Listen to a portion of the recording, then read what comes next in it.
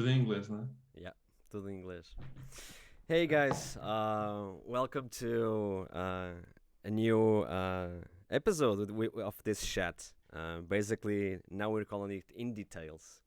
And tonight with me, I have my friend Temudo, aka João. Okay.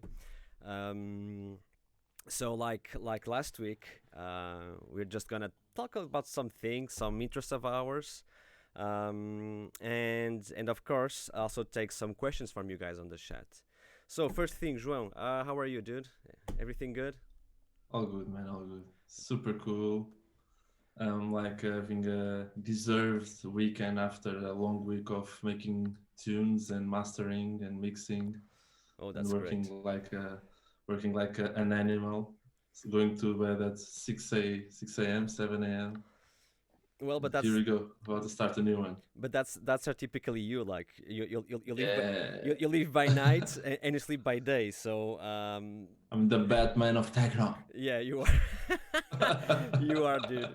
You are the real Batman of techno, dude. Of techno. But yeah, but that's good to know because as we know, like things are not well, still not in the normal way of things. Oh, really? Why would I tell No, that? Oh, new I don't year, know. new year, new things. No, new things. Uh, It's a new life It's a already. new A life lot of already. gigs, traveling, Mm-hmm. Everything back to normal. everything. Maybe you could go to Colombia and Ecuador. Maybe there you can play. Who knows? Who knows? Who knows? But actually, it's good that you have a ton of mastering work, and it's cool to Yeah, know I that. do, and I'm super happy about it, man. I'm Mm, super happy about it, and it kind of it gets me it keeps me away from making music, which is not a good thing. But yeah, in the other hand, I think I'm helping some labels and you some are. artists by doing my job, and it gives me some cash as well, so I can go through these hard times without gigs. So I'm super thankful, and it's getting more and more. I love to do mastering. Not that much mixing, to be honest. Yeah, I don't have that much work for mixing. I have some, but I really enjoy. I prefer doing mastering mastering. much more. Well, yeah, but that's normal, I think, because many I have some friends. They don't do techno like us. They just are mixing engineers or mastering engineers. But Hmm. it's super funny to know that they completely separate things. Like the mixing engineers that are my friends, they usually do rock, metal, and stuff like that. They don't like to master at all, and the mastering engineers friends that also do the mastering work, they don't like to mix at all. So it's kind of curious to know that. I think it's maybe Yeah, maybe the nature I of the can job. understand. Yeah, I can understand that. Yeah. because I think, at least in my opinion, I think that mixing is quite personal and creative in a way. Whereas as mastering, you're finishing a product to be good, to be a full package to deliver, right? But I don't know. But it's funny. Like you also shared the same issue with the guys that I Yeah, know. but the thing is, even the more and more we go through this process of getting into music, you find that all these matters are quite subjective. Yeah, Okay, so I got clients that really like compressed, almost distorted type of sound. Others like it clean. Others like it bassy. Others like it super high. Others like dynamics. Others don't. So this is on mastering, but on mastering. imagine this on mixing, Oh, it's impossible. Yeah, even more subjective. So yeah, yeah, yeah. I get it. No, it is it is what I told. Like I think it's a super personal thing. The mixing of a track. At least at yeah, least yeah, at it least is, it is, it is, because you can it mix a is. track 100 different ways, and it will sound in 100 different Yeah. ways as well. So I think that's quite a personal thing and super subjective, of course. Yeah, super subjective. So like what I did with their tour.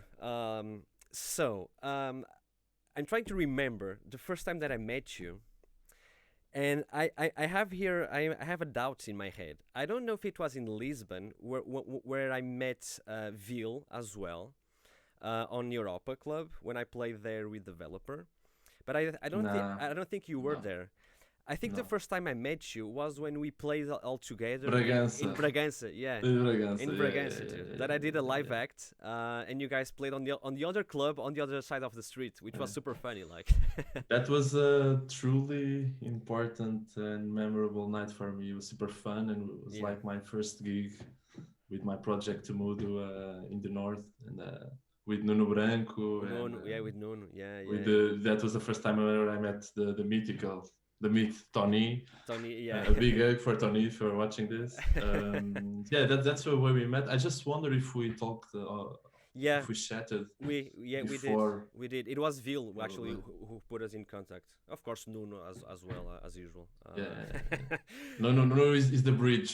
Yeah, Nuno is the The bridge, octopus, the with octopus with his, of all things. everywhere. He's everywhere. He's omnipresent like God. That's It, Vil. it is the it is it, he is the social techno Portuguese dude. Yes, yeah, Yeah. it is. So no, but it yeah, and that was like what it was. And everybody loves Nuno. Yeah, of Nuno is course, like man. Nuno is the a great guy. adorable character. He's a How can great you not guy. love Nuno? It's a Our great guy. our big baby boy. Yeah, for sure, for sure, for sure. I don't know if he's on the chat, but I hope so. I hope you're there, I hope so Nuno. too. Or else we will have a talk with you afterwards. But it was I think that night was in 2015 In or 16, 16. no, 16. in 16. 16. It was around May or June. I'm super sure about that. Yeah, it was around May to June, and I remember that I was going to meet you guys earlier, but my car broke on the highway, and I have to go back to Okay, Porto okay. to pick up another car, and then go meet you guys. And I arrived there super late. You guys are all dining and stuff, so it was super Yeah, funny. yeah. But yeah, I remember. I think 2006. Yeah, a few years now. 5 years, Almost 5 years. Yeah. almost 5 years. Yeah, and afterwards, yeah, we just kept talking and kept talking basically. Yeah, eventually we crossed paths with your release in Ace, and before And that before, way and before. before, way before. Yeah, I'm like the old hermit like around here in our country. So so basically we all kind of meet some ways on the way. Yeah, But yeah, for cool, sure. cool to know. So one thing that I would like to ask you before people start doing questions, which is I know that you're a trained musician, right? You studied music and you played Mhm. instruments, right? And lately there's kind of, I won't say a new trend, but lately more and more people are starting to appreciate live acts and to do live plays instead of DJ sets. You think so? Yeah, I me that I am on that area a little bit and doing this I'm just teasing you, but yeah, but it is like you start to see a lot of people trying, well, more like you have the SpeedyJ project store, which it's all mhm. about live acts, and it enabled a lot of people and encouraged a lot of people to do more live. I am one of them, but I start to see on Instagram and also on Facebook too as well, that some people are starting to experiment to do things with machines or the computer, whatever they have, but instead of doing DJ sets, trying to do their own music live. And my question to you is, since you're a trained musician, have you ever thought in doing live instead of DJ set? I know you love to DJ, but have you ever thought about this? But what is the part of being the trained musician related to Because the doubts? bec- very simple. I think, and by our conversations, you really liked to play instruments, right, in the past, Yeah, and I the do, live I do. and the live thing, the live of the live thing of doing electronic music live. Okay, okay, it is not all playing a guitar for sure, but it also has that component of playing something live, doing improvisations Mhm. live. Okay, come up with things, and I was thinking like, so this dude, he used to play guitars and all that stuff, and I know he loves to play instruments. I want to ask him if he doesn't have that same urge, that same will to try and play electronic instruments this time. That is the question, more or less, that I wanted to ask you. Well, this is a dilemma for me actually because I love to play instruments for sure, and I used to improvise a lot in jam sessions with my guitar and effects and but you know my music, you know my way of work, and it's the last thing that Temudo's methods are like a live thing, you know. I'm super nerdy, creating chains in Ableton and applying crazy processing chains again, super big and distortions and making the mastering. My friend Vasco says Joe is crazy. He puts a kick and he's already making the master in the track. He's an idiot. so, I mean, my way of making music is super far from a live act. This is like the truth, you know. Mm-hmm. So my dilemma is I would like to try, Mm-hmm. but I think the final result will be something so far from the music that I do that gives me this kind of dilemma. Should I do it? Should I keep making beats as I? You know, a friend of mine. It's super curious that you're asking me this. A friend of mine just my friend is Zoe. A big hug for him. He just borrowed me a big wall of a modular system, and of course I had like super fun in studio, making some crazy lines. So to my final answer is yeah, I have to try it, man. I have to try it. I But think so. as you can understand, I make music in a super different way and environment. I know. Okay, I know. and I'm that kind of guy that makes a bit in one day and in the other day, like makes some tweaks and in the other day applies a super weird effects on the master channel and it gets to another track. So you know, just going, Going, going, going. going. No, yeah, but I, I was thinking about many things before this talk, and I was like, I know how you work. I know that you are super nerdy Yeah, you know. in your projects, and you go always to the small tiny thing to just tweak there and there.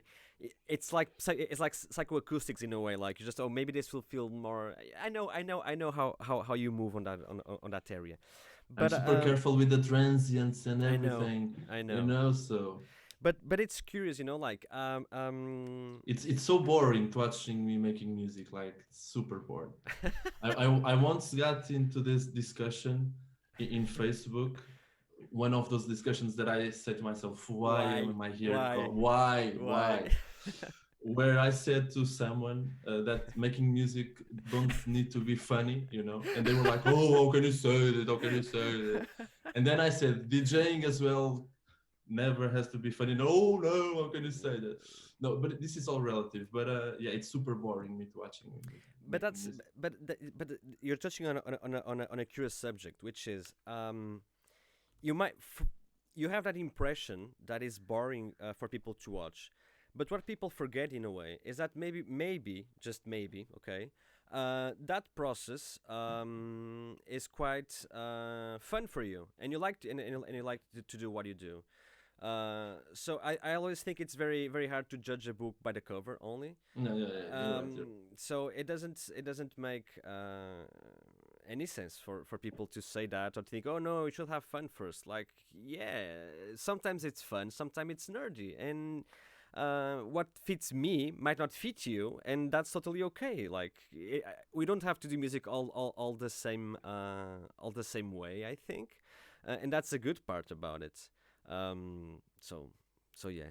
But Yeah, actually, tell me a little bit more about that modular experience that you had. Now I'm curious because last time you were at my home, you were like, "Oh, dude, this is amazing," but yeah, fuck this, dude. This is too much. Like I cannot do this. So how did that went for you? um, I mean, I just recorded some stuff. Yeah. I didn't finish the track already, but it's a new world for me. I mean, I have to record like 5 minutes of each take with my kind of automations. I'm super picky with automations, so for me, like being on some knobs through time, I'm like, oh, what am I doing? Oh, oh no. The opposite of me. No, but it was truly fun and with some nice textures. Please don't ask me the name of the modules. No, I of know course not. No, some of we're not from gonna. Pittsburgh or something. I don't really remember. But I was making my own sequences from Mm-hmm. Ableton. Mm-hmm. Because I really love the Ableton sequencers from Max for Live. Mm-hmm. And so I was sending to a converter that converts Yeah, MIDI into CV, CV, and yeah. then into the modules. Mm-hmm. Oh, your cat, nice. We have the cat Yeah. as well. Hey, Hey. hey. Well, you already have the cat, so the modular it's the next thing. Like cats and modulars, it's. I don't have a cat. Um, Oh, but that's the thing. So let me. Okay, there's a question here. Someone is asking FRDM. Which Max for Live sequencers and converter were you using, or do you use normally? sorry, converters or just sequencers First for Ableton? sequencers, and what box or what thing were you using to convert? Like, was it a module? Was it like No, I bought this box. It's from Doipfer. mm, oh, the Uh, Doppler MIDI to CV box, the big yeah, one. exactly. Okay, okay, Yeah, okay. black one, yeah, this size can be. You can connect through USB USB MIDI, or MIDI or MIDI. Yeah, MIDI. yeah, yeah. But that was inside. I mean, almost never used it, or used it just a few times. Yeah, I but have a synth called it's a roll and drift box called Rion. It's like mm-hmm, it's a really cool synth, and I used it 2 years ago. mm-hmm. I used it in a track that I released in the via 30 Drop, a track called Stolen. Oh, It's I know. one of my favorite tracks from last year. I know which track. And that was Yeah. the last track that I used some analog stuff, and I used that machine.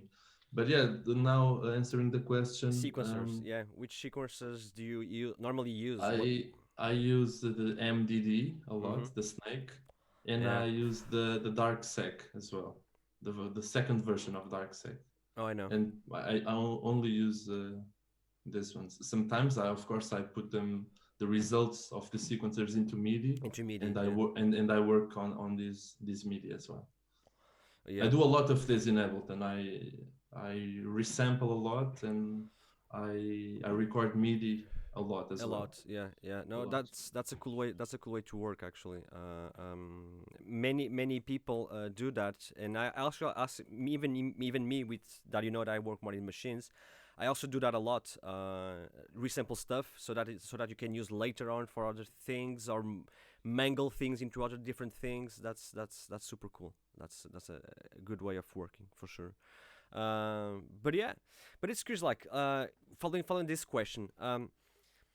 I imagine that you can compose, right? You know how to compose. But why do you prefer the sequencers instead of using the piano roll to compose things? Or what Uh, is? the thing is, I use sequencers, but I kind of apply music theory there because I use the scale from MIDI, Mm-hmm. from MIDI, From Ableton. the MIDI device scale Uh huh. from Ableton, um, and I think I can get creative faster with sequencers than the piano roll, um, and that's it pretty much. And I really like the random factor. It kind of helps. And the MDD, you can do the random for the gate, for the velocity, and for Velocity. the nodes. Yeah. You can control Modulation as how well. random it is. Yeah. Yeah. So yeah.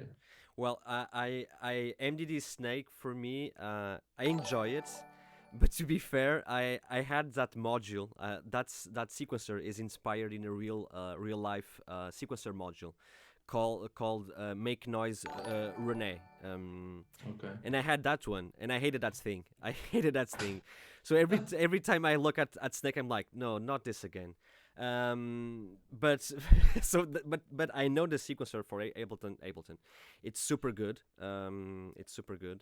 But it's curious. I also have the same feeling as you. I think, and I achieve much faster results on a sequencer. I don't know if it's the interface of the sequencer that makes you go faster than the piano roll. I never understood why. And Yeah, also, go, please, go. sometimes when I sit in my chair and open Ableton and I think, I want to try to do some really dissonant melody. Mm-hmm. And when I have this in my head and I remember the scale in the guitar, okay, that time I go to the piano roll because Yeah. I know that these notes will Yeah. can do something. There's something. This is like a secret weapon. I use a lot MIDI in the delay, not in the audio, in the In delay, delay, yeah. and this creates like another sequences. I know. Yeah. Yeah. So I can get creative with the piano roll as well without using the sequencer. I really like the delay in MIDI. Super super fun to use. Yeah. It kind of shifts notes a little bit. And adds you can shift or simply use the existing ones and add some others in Some other, yeah. No. weird positions. But it's I also Because use. just like Go I go said, no go go the please thing go. is, I was saying that making music don't need to be super funny, but of course that we cannot get bored. I mean, if you like writing a melody and note by note everywhere and you take like an hour, I think you lose the feeling, you lose the vibe, so it's important to keep the vibe. We have to have this kind of balance, and we need to have tools that got us that got our brain working and processing, and going on. Yeah, no, and going on. Otherwise you just lose the vibe. I feel the same. And the other thing is, I don't know why. This is my personal feeling about this. And when you use sequencers, I don't know if it's the way they work, the way they are going on, feels much more connected to our music than properly trying to compose something more classical in a way. I don't know. I don't know why. But if I try to do it's not. It's very rare for me. I barely use the piano roll. If I try to do something on the piano roll, I won't say it's static because I don't static, but it feels much more I don't know, froze in a way, dead. To me, it sounds dead. And as soon as I pick up, for example, like I use a lot the ML 185 sequencer on Ableton Live if I'm trying to do something on the computer, and that thing immediately brings that pace, that techno pace thing, like always going. Like yeah, so yeah. And we have I can understand that. Yeah, I think so too. We have to let Artur know this because he still keeps using the piano roll, man. He loves that thing. Props to him to use the piano roll every time. Yeah, I mean, yeah, everyone uses the tools they feel comfortable with. That's the thing. It's just a tool in the end. That's just a tool. That's the thing. Oh, and I mean, if you awesome, write he's here. down, Shio is here. He's telling us to shut up. Like to me, shut up. I say Shio. Props to you, man. Yeah, but imagine if you write down like the 16 steps at once and then just keep shifting notes, you can be super fast as well. It will be the same. Yeah, that's true. Yeah, it is true. So there's a one person that you know very well as well, and more I'm also knowing him well, Franz Jaeger, who he's there as well. I'm such a big fan of Franz. Big egg, bro, big egg. I love your music, man. So Franz is asking to you, how did you came up with the genius idea called Haze? How did Haze existed? It was not my idea. The idea is from the guy, if I remember right, the guy who's on the chat telling us that we are pussies. Okay. You can who's saying that, friends? Imagine who's calling us seus conas. Imagine. Arturo, Vaz? Of course it's Vil. So the thing was, this is like a big stories, but I'm good at telling big stories fast, so I'll try to be. We have time, dude. Fast. Yeah, we have time. So basically, I studied. I took the scholarship, licenciatura scholarship degree. A bachelor degree. Yeah, a Oh, degree. yeah? It's a degree. Go. Degree, It's a degree. It's a degree. degree. Go with the degree. I had a degree in sound, Mm-hmm. and then I met this big friend that helped me a lot producing called Baltazar. Mm-hmm. He also used to make music. He's Razat, as you might know. He's no longer with us, but he was Yeah. like our I know. like our mentor. Mm-hmm. Like we're like super thankful to have crossed paths with him. And through him, I met Vasco, Mm-hmm. and I met Pedro. So Cravo. I'm talking about Menos Dois and Cravo. Yeah. And some years later, he also introduced me to Nuno. We start all to hang out a bit. I was started to talk with Vasco and Nuno, and they were all talking. It was like kind of weird, like, oh, you're friends with him. Oh, we're talking. Yeah, we too. Then we start to hang out, going to parties. I was like a drum code boy. Yeah.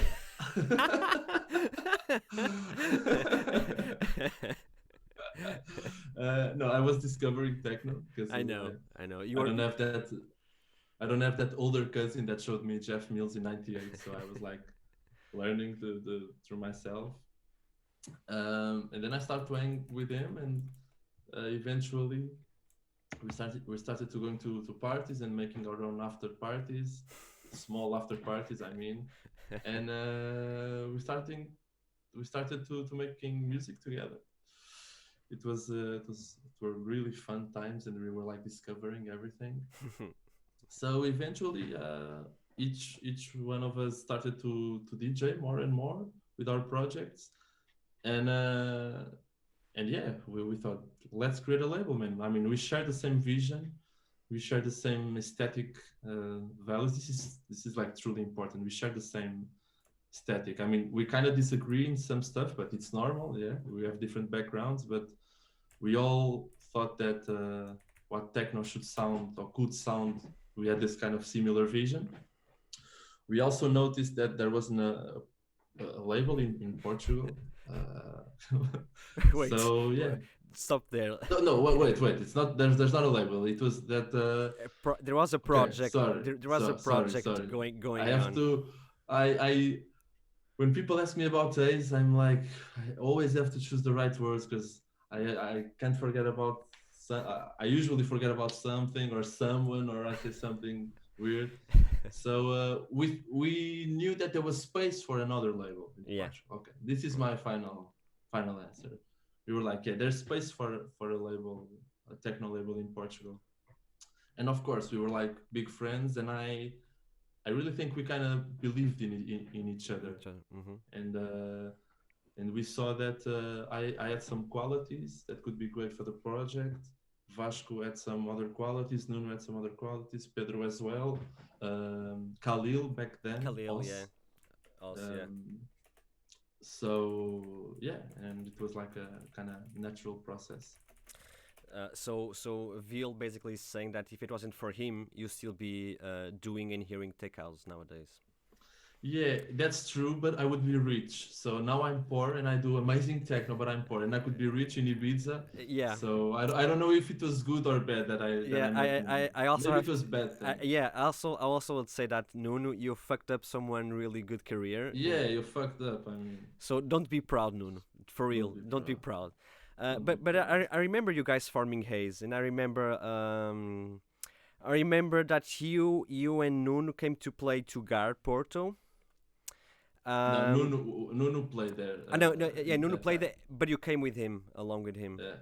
And I remember you guys telling me about, hey, we are doing this new project and stuff, blah blah blah, and it would be cool. I said, yeah, guys, go for it. I really remember that when you guys were creating that idea, and yeah. And like all good ideas, and this is I'm not saying this because I'm you guys' friend or anything. Like every good idea that comes with passion and that comes with love.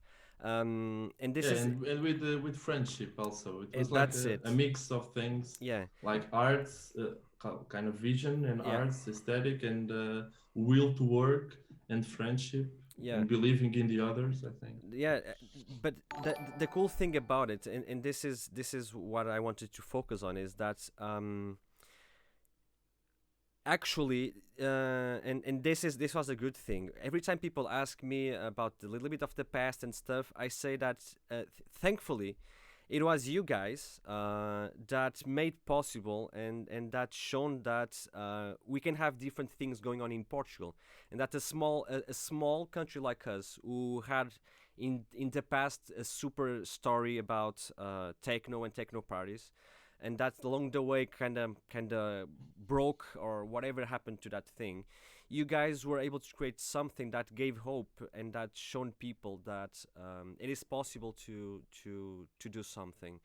It is possible to bring cool things when all people are united and join together their forces, their ideas, their passions, and things will go well along the way. And the result, it's what we see today. It's Haze is up there, and that's super cool, man.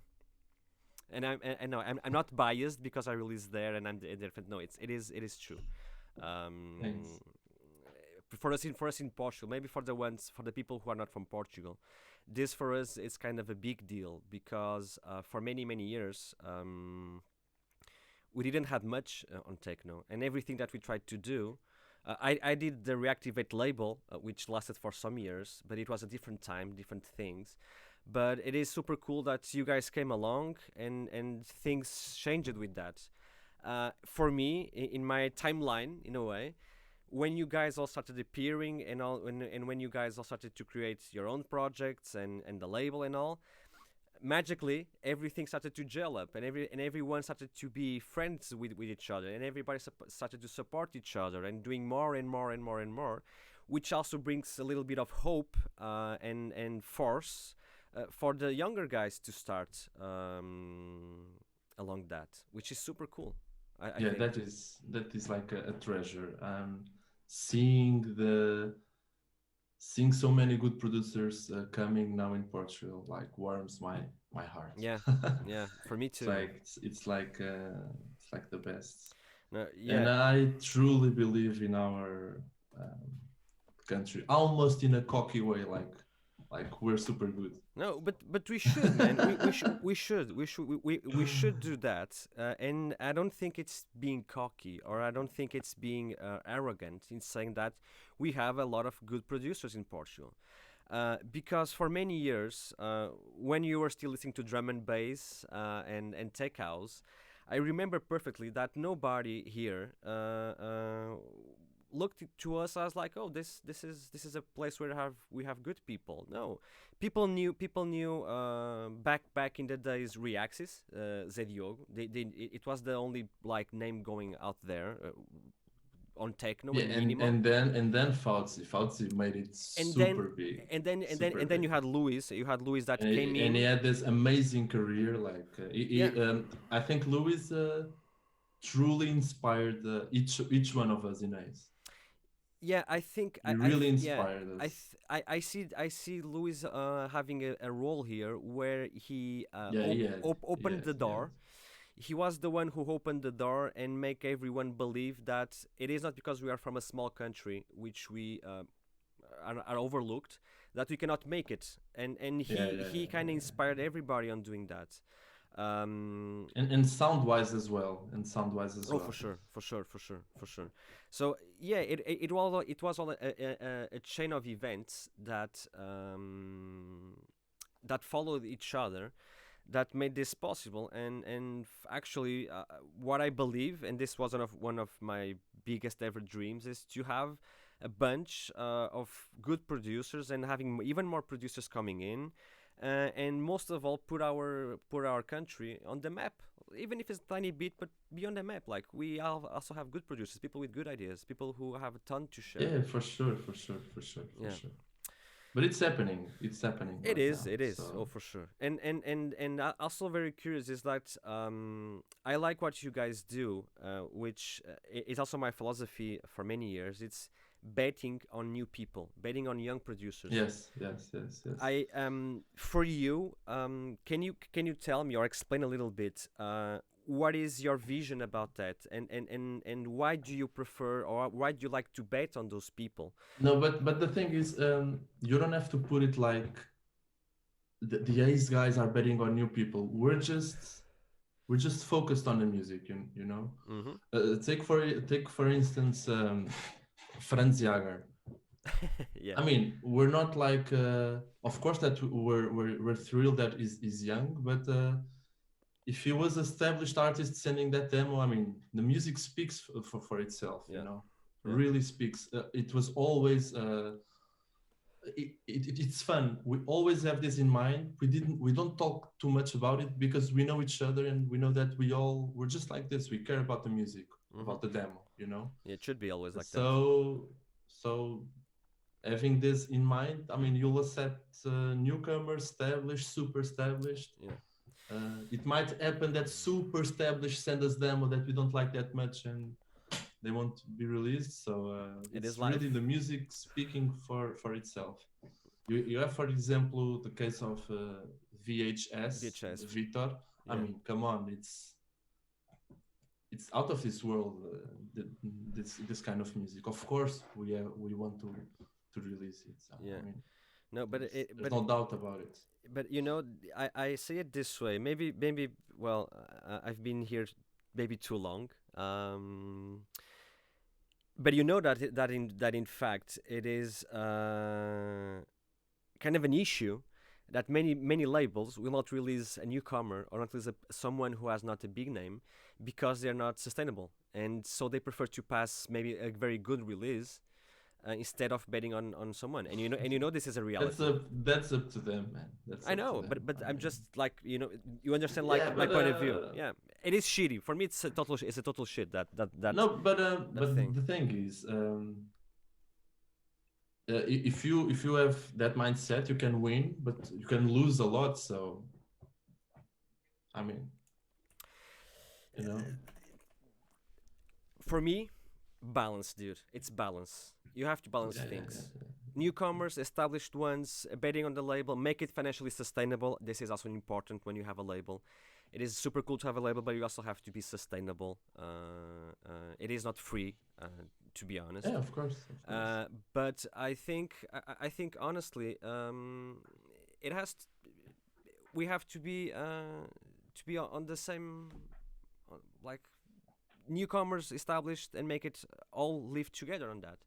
Everybody will profit from that. So let's see how the future will go. After man, but music first, like always. Always. For sure, always. For me, things. That's why, like, I cried so much in the past with things that I've watched here in Portugal and around. Because for me and for my colleagues, I mean, the music speaks for itself. I mean, it's so natural, it's so obvious, you know. So, yeah. I mean, I so totally obvious, get it. At least for me, I mean. No, for me, it's also obvious as well. It's super obvious as well. But yeah, let's hope that in the future, with all of this happening in the past and right now, that mentality will change a little bit all over and not just on some places, because that will be the.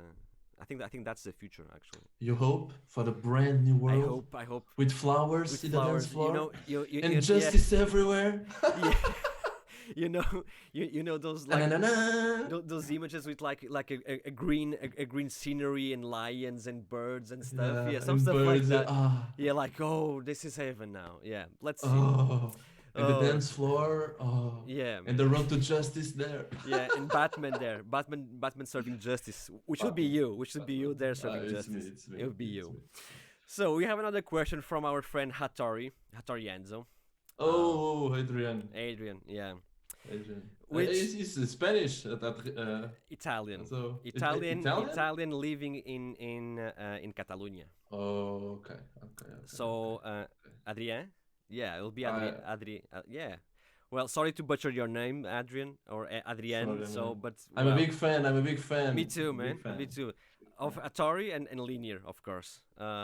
Actually, last time I was like, someone asked me in a tour, which artists that we listened more and played more stuff last year. I think for me, of course, you said Temudo. No, actually no, dude. It was not Temudo. It was linear straight, man. No, of course, of course. It I'm was him. joking, It was obviously. him, man. Like always keeping delivering. So his question is, Always. and it's a nice one. It has like a trap there, but it's a nice one. So he asks us, both of us, how you guys deal with unusable remix packs. You go first. You go It's first. simple. It's simple. You make a track, and then you grab the hi-hat and you do, and that's it. That's it. Remix finished. That's a way of doing things. That's a way of doing things. um, But now, come on, for no, real. but wait. Let me For let real. me think for the proper. This was almost a real answer, but let me It put has a it. trap. It has a trap in there. I mean, let's face it. When people wait, wait, when people send you a track and you said you accept the remix, there's some element that you want to use. So there's always a little something, even a rhythm, Okay, an hi-hat I agree. rhythm, I agree with that. There is, yeah. and a hide. Mm, no, no, no, dude, no, no. Look, I'm gonna be honest here, and then you'll continue. When I get a remix pack, the first thing that I do is I delete the kick, the bass, and the hi hats and and the rides and the stuff. It's the first thing that I do immediately. Um,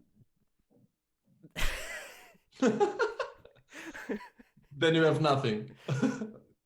it's the first thing that I do. Um, You got the FX sweep. yeah, maybe yeah. The effects I'll use the effects. Many times the effects it's what saves that for not being an original track. Hey kitty kitty. But okay, let's face it. I think it's in my case it's pretty visible. If you go and listen to my remixes that are released out there, many of them don't sound much as the original one.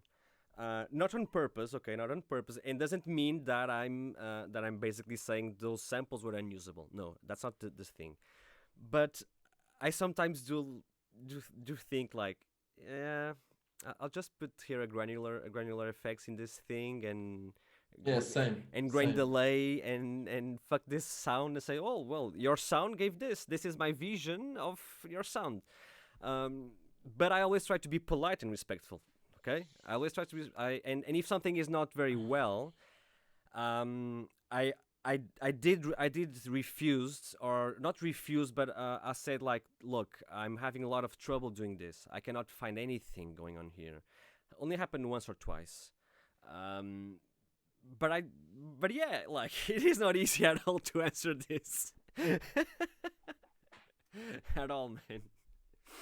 So you just use the rights, okay? Unusable and you use the rights. That's your way of doing things. No, I mean, but we really have to try to find that the usable element, man. I mean, otherwise we shouldn't have picked that track to be remixed. I think. Yeah, sure, sure. But there's one thing.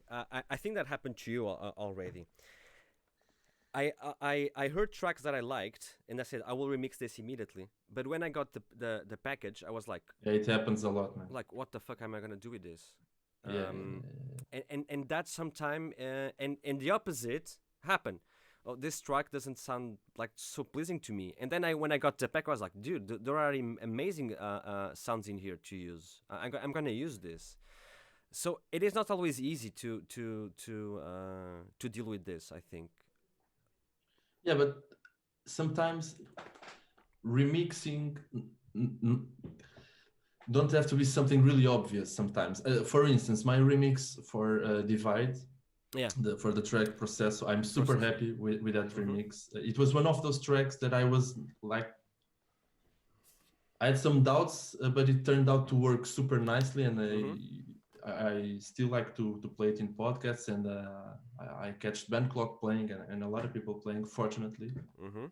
And it was kind of interesting because the original has this kind of pad that has like a pitch bend. It's super beautiful, makes a great melody. And I thought, yeah, I'm going to use this kind of idea. It didn't work. and I tried and tried and tried and it didn't work. But there it is. It had some kind of modulation effects and some rhythms that I turned out to recycle and use it. And I showed to Divide and I said to them, man, sorry, I know this sounds a bit different from the original, but man, here it is. And he said, no, man, I can hear my track here. I know the layers. I know where they are. Yeah. So it's not obvious, but they're there, They're there. And No. This is super interesting as well. Mm-hmm. I think that you can not hearing like the main melody, but you Mm-hmm. can identify some stuff there. I agree with you. And Luigi, our Luigi here from Portugal, Paulo Silva, Luis is Paul Silva. Luis Paulo Silva. Yeah, yeah, yeah. Oh, that's super, like big friend, man. I know. I say, yeah, Luigi, Oh, right? yeah. So he's saying something that I also agree, and I also defend that, which is Luigi is saying like when someone asks us a remix, it has to be our own vision, right? I do believe that as well. Like I do. I don't think we are doing a service to the artist, basically copying like a melody that is super obvious from his track, and just gluing it on our things. I think what is expected, at least in my opinion, and this is the way I always approach things. It is expected to do your own version of those sounds. Like, what can you do with these sounds, knowing Yeah, your yeah. process? I think that's the thing, and like For sure, man, for sure. I said the same things. Like I don't know. I don't know if I told you this already or not. But I'm running a Discord server where I created a very nice community of people, experienced producers, young producers, and we are doing a challenge every month to then release the best tracks every month, like doing a normal label thing to help people go further and show their works to the world. And this challenge right now, it's about remixing one of my tracks. And I said to everybody, guys, please don't try to make it. If it doesn't sound like the original one, it's okay. Do your own vision. Like what will this inspire you to do, or where will take you, in terms of your own style of doing with the sounds that I provided. And Yeah. I think that's the beauty of doing a remix, not just gluing things there and have your own things as well there. But Gustavo, let me say this. Now that you're saying that, um, totally agree. This is what Mm-hmm. we're talking. We're like Mm-hmm. going in the same Mm-hmm. idea, but for techno, For techno, because I find for that techno, techno is like an abstract world. for techno, For yes. example, in drum and bass, Oh yeah, in a drum and bass track, yeah. I don't really think exactly the same. No, yeah, It might work as well, but usually when I hear a drum and bass track that I really like, and 5 years later there's a remix, yeah, here I have to say I expect to yeah, hear something from the original. yeah, I'm not going to be super sad if the original is not there, if it's yeah, a good track, yeah. but usually it worked that way. Mm-hmm. Like you have modern processing Mm-hmm. on drums and on sound design, but the idea is there. So Yeah. we're talking about techno, Mm-hmm. and I mean we also have to notice that. For example, Hyken, you know Hyken, Yeah, of yeah, course. of course, yeah. He had this amazing track that was released in On Series. Mm-hmm. It was like the track of the year that has that Yeah. melody. Da-da-da, ba-da-da-da, Yeah. ba-da-da-da. And Blauen remixed it. Mm-hmm. So, of course, I was expecting to hear this hook. And it was there. It has this Blauenish vision, but it's Vision, there. yeah, So, it kind of also depends a bit on the track that you are releasing. I think a bit of this. I mean, if you are remixing something perhaps from Oscar Mulero or Rico yeah. that has this more abstract and sometimes atmospherical approach, I mean, it's totally normal that you'll get a brand new A brand new track. product, Yeah, a brand new brand new track. track. Yeah, But if you're like remixing something that has a hook, yeah, no, for mostly sure. melodical hook, I mean, maybe you You can should. easily Yeah, keep that. keep that element. And this is No, but I agree with you. Like, you don't need to go that further. Like, pop music remixes, if it doesn't sound similar to the original one, I mean, what's the purpose of that? there's Yeah, no proposal. Yeah, that's the thing. So, yeah, yeah. speaking about techno, I'm with you. You can have your own abstract vision about it. Of course, if you dive into other different kinds of music, genres of music, for sure. Like if let's imagine this. Britney Spears asks you to do a remix. What is expected from you is to have something that reminds and recalls the original track, but with your own vision and your own My vision, yeah, and yeah, your own yeah. style. But it has to sound like the A original little one. bit, yeah, yeah, That's yeah, the yeah. thing, and that's the point, I think. But in techno,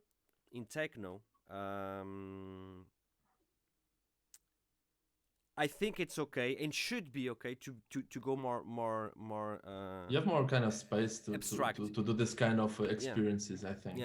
yeah. No, I also agree with that. But yeah, so yeah, Adrian, nice question. It was a nice one. It had a little bit of a trap there. Yeah, I it felt it. has. I felt it. It has. But it was a super good one.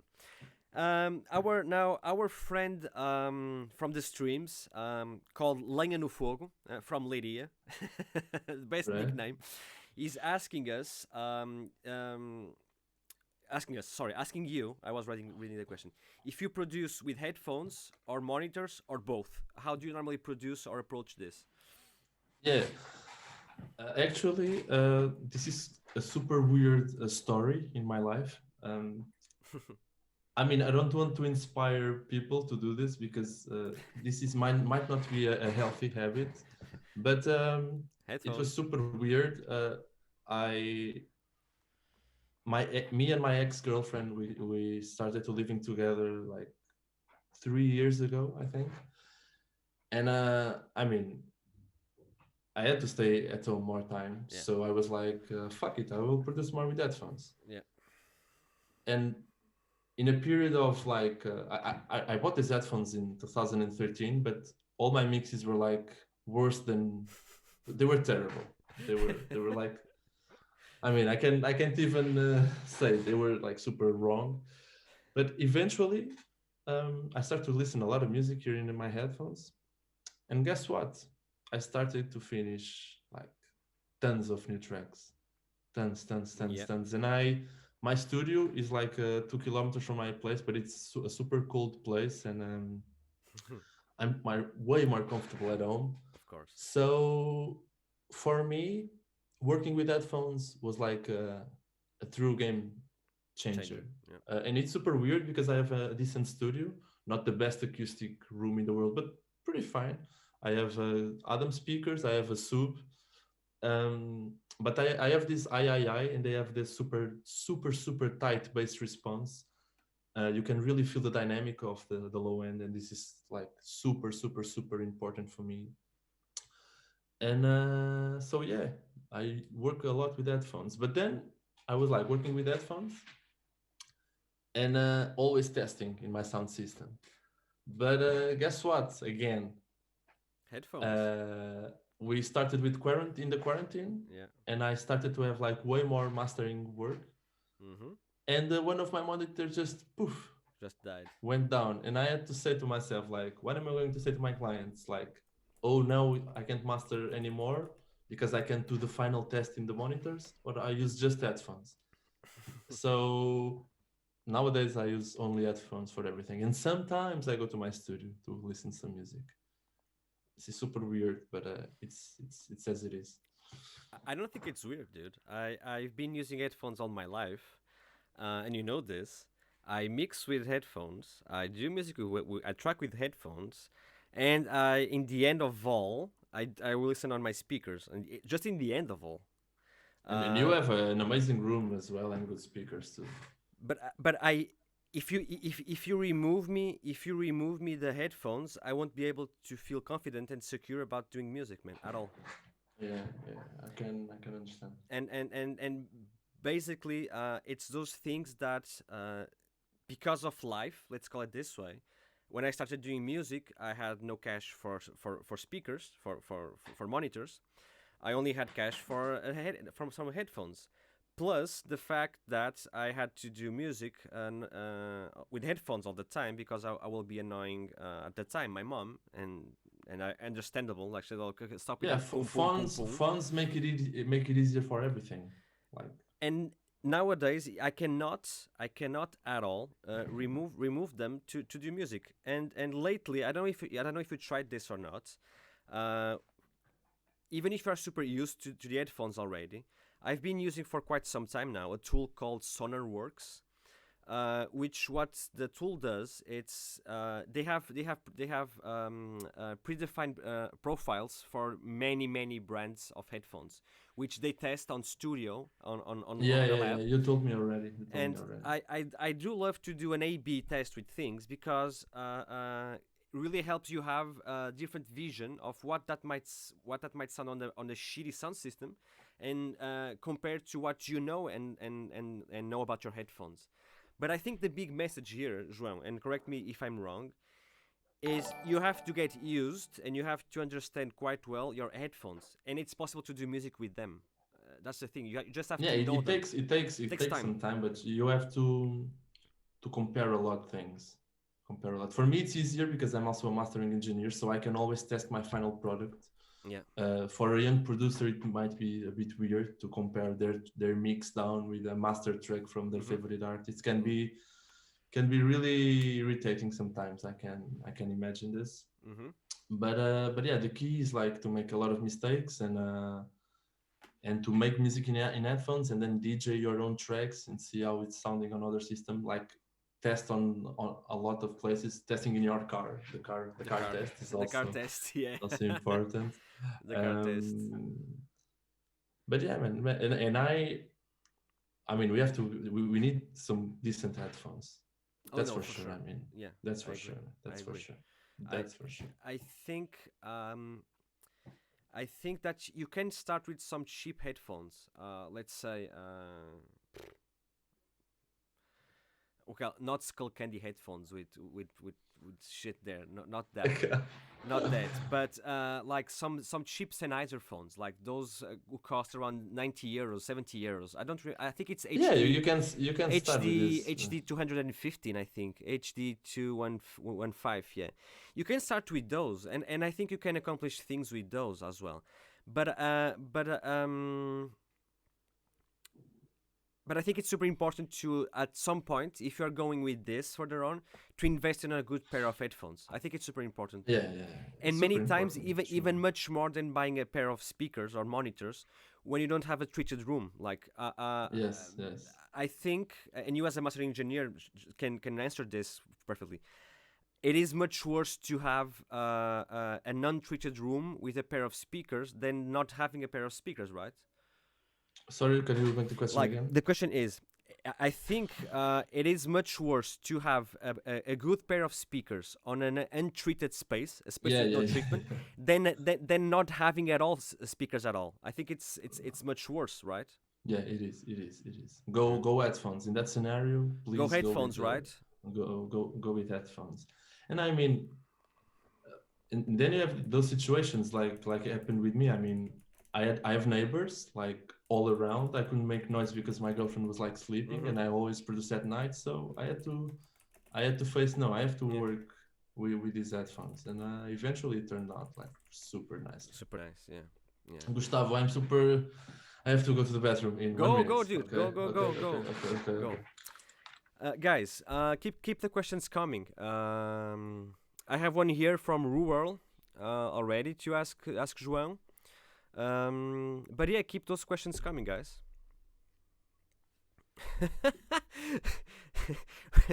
Where do you see? Okay, this is a good one. Interrogate in 10 years. Hopefully alive, dude. let me just copy the questions here, so that I can make them. How can you know? Oh, that's a good one, Narupik. How can you know it? This is a good one for João to answer as a mastering engineer. That one, yeah, but he'll know. But yeah, don't be shy, guys. Ask us anything. Even if it has like a trap, we'll try to avoid the trap. Your curiosities, things that you would like to understand, how are they done, or even life things like what is your favorite food, like that. Even that's okay, guys. It's about music production, all of those things. That's a good. That's all questions are valid. So.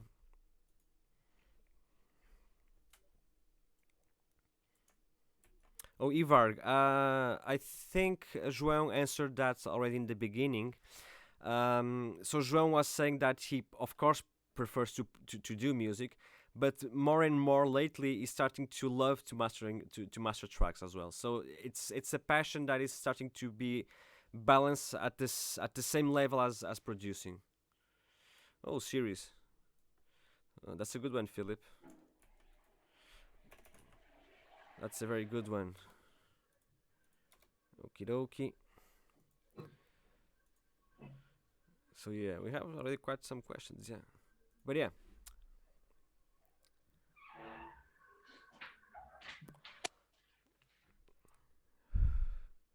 Was I an artist? Hello. What Hello. happened Oh, while nothing. I'm gone? Nothing. I just asking people to make questions so that I can ask to you and discuss those topics. So there's a very cool one that this might help a lot of people. From Rural is a friend of mine from Aveiro, starting to Mhm. produce as well. So he asks you, from which elements do you build a track when you're starting? So basically, what are the foundation elements when you start to produce? Um, this is not like 100% of the cases, but mostly Mm-hmm. I start with the kick and the sub bass line. I really like to have this kind of powerful and sorry the tight and groovy low end. I really like to work on some synth ideas over this. Mm-hmm. But I mean, my one of my I mean, it's my most selling track ever so far. I have to say, in Soma. Some, yeah. For example, I didn't start like this. I started with the drums, Mm-hmm. like having some grooves and like cutting drums in tiny pieces and having this kind of having this like boom, this Yeah. kind of stuff. And from there, only after that, I made the synths and the bass line. But yeah, usually I'm working on the kick, subs, and then the synth, and then drums. Yeah. I also do the same as well. Kick. I mean, no, kick, sub, mastering. Yeah, and the that's drum. what. That's what. Well, yeah, I do kicks. Well, actually, yeah, I don't master it, but what I do is I was joking. I was joking. but I know you do that, dude. I know that while you're doing your track, you're already mixing it for mastering and already pre-mastering things. I know that you do that, but Yeah, that's a yeah, super cool thing. And I also I have a do. little bit of that advice. Like after recording things from the machines back there, first thing that I do is I start to immediately processing and mixing already, like immediately mixing so that I can pre-master it in the end. After the bass or the sub and like a hi hat, I'm already like putting some stuff on the master channel so that it feels more finished product in a way. But I think that's normal. Yeah. I think it's pretty normal to do that. I think you want to hear it immediately, like how will this sound? I think that's normal to do. Yes, sometimes it happens that I group elements and I process on the group as well. So it's kind of a pre-mastering thing kind of method. I think I think that there is not a way that we always we might have some usual stuff to do, but I think like you as well, you're always changing a little bit how to approach. Like, oh, no, like for example, I sometimes go, oh, let me start with a drone or an ambience, and let's see where does this go. I think I mean, it is not so let so strict. me. Go. I know a lot of producers that they kind of do a track and they you can hear this. I mean, Mm-hmm. you can hear this. Then they do a save as in the end. Then they tweak the elements.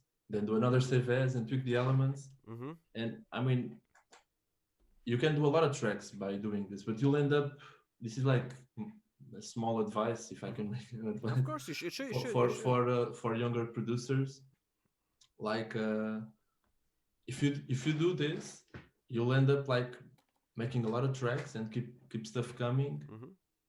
but people will notice that, yeah, this track is that track with another sequence, or that track is that other track that came from the other with other sequence. I don't advise this. I don't advise this. Start from scratch always. Always Always. with You new can elements. have your Sounds. methods. You can have some sound of yours or some presets of yours Mm-hmm. that you know that you'll tweak, but start from scratch. Make that every track has its own universe. Mm-hmm. Okay. Otherwise, It's doing music by the it's meter. like it's like a shortcut, but It's you'll like, end up yeah. with some close tracks to each other. I mean, I compare that to mass manufacturing something on a factory. You know, it's just like you're yeah, doing music by the meter. I also defend that as well. Always start yeah, new. Always yeah. start fresh. Start fresh, Fresh man. Start always. fresh, Yeah, I always do fresh. the same. And you know this. And we discussed this many Uh, times. Like yeah, yeah, yeah. We did. start fresh always. Like Start fresh, man. New file, new new. project. Yeah, always like not okay. Let me open this one, save as something, and refurbish it. Yeah, No, yeah, no, no. yeah, It is okay to refurbish a track that you don't like and never released. That's super okay. But to take on an old track and try to build something new from that, I think it's I mean, it has nothing wrong. Okay, it no, has for nothing sure. wrong. It's okay. Yeah, There are bomb tracks that are really good tracks that you know that they were done like yeah, that way. I mean, it's totally cool, but in the end, after you recycle that way, you didn't learn that nothing. much, man. You Yeah, know, yeah, so yeah. I agree. And taking on this subject, it's a question that has something to do with this. Room Tone, also one of our viewers, is asking us. You start the kick. Sorry, let me just rephrase this. Okay, so let's say that we start with a kick, right? We have that kick and bass, and along the way, when we come up to with a lead or something, um, do you normally go back and retune the kick if needed, yeah, or it's possible. It's yeah, me possible. too. Yeah, it's possible. Like It's on Ableton Live with the with the transpose thing on the yeah. audio. I use the sampler, and yeah, sometimes I tune it. Yeah, I even tune the bass line as well. The sub. It yeah, can happen. yeah, as well. Yeah, yeah, It can happen. yeah. And sometimes I also pitch shift everything. So Yeah, but uh, but this might be a good one. For example, I never go like more than 12, 15 semitones. Do you usually go very crazy on this? Like you go like 2 octaves up, or just small increments on semitones? How do you normally do it? um, sometimes I do crazy processing on the whole track or the whole drums or the whole synths, but Yeah, yeah, I can go an octave. Now that you mentioned, I can go an octave maybe. yeah, But if you want to go really crazy, yeah. Go I mean, you just can try everything. yeah. All is Who valid. knows who knows what Yeah, can bring? all is valid. Yeah, yeah. All possible. Yeah, but yeah, I think that's normal because sometimes you arrive at the middle of the track and the kick and bass are not matching much the feeling that you want to express, and it's normal to tweak a little bit just to see if it's will this sound better a little bit higher on pitch or a little bit lower on pitch. I think that's pretty normal to do. At least I do it. Yeah, man, and you have always to the attack and the release of the drums, especially in the low end, is like Super important. it's super super Yeah, important. Even the way that the synths are breathing and how the bass line is like it's like pumping. yeah, This relation between the release of the kick with the rest of the track, it's like super important. yeah, You can find examples where like really long 808 kicks work like perfectly, but you can find that other tracks and so nice and so pumping bass lines that you have to keep the kick with a short release. And yeah. Like tack, tack, tack. Yeah, so yeah, yeah, different kicks are suitable for different ideas, or the same kick but with different parameter values. yeah. Yeah, I It's agree. super important to control these things. Yeah, These things. the attack and release of The the tag, decay, sustain, decays. Yeah, release, yeah. the transient control of the elements. I mean, It is a way that you also make space for the other elements as well, shaping the how much time they will play on a timeline. I think exactly, man, exactly. that's Also the BPM, and when you, yeah. I mean, if you're going 142 BPM, I mean, building a kick has a, you have to have in mind that you're super fast, so there's less time for things to breathe To breathe. than if you are in 134. I mean, Yeah, yeah. here in 34 you have like more time For for things this to low end yeah for to things to breathe go. and to Yeah, keep on time to come and go. yeah.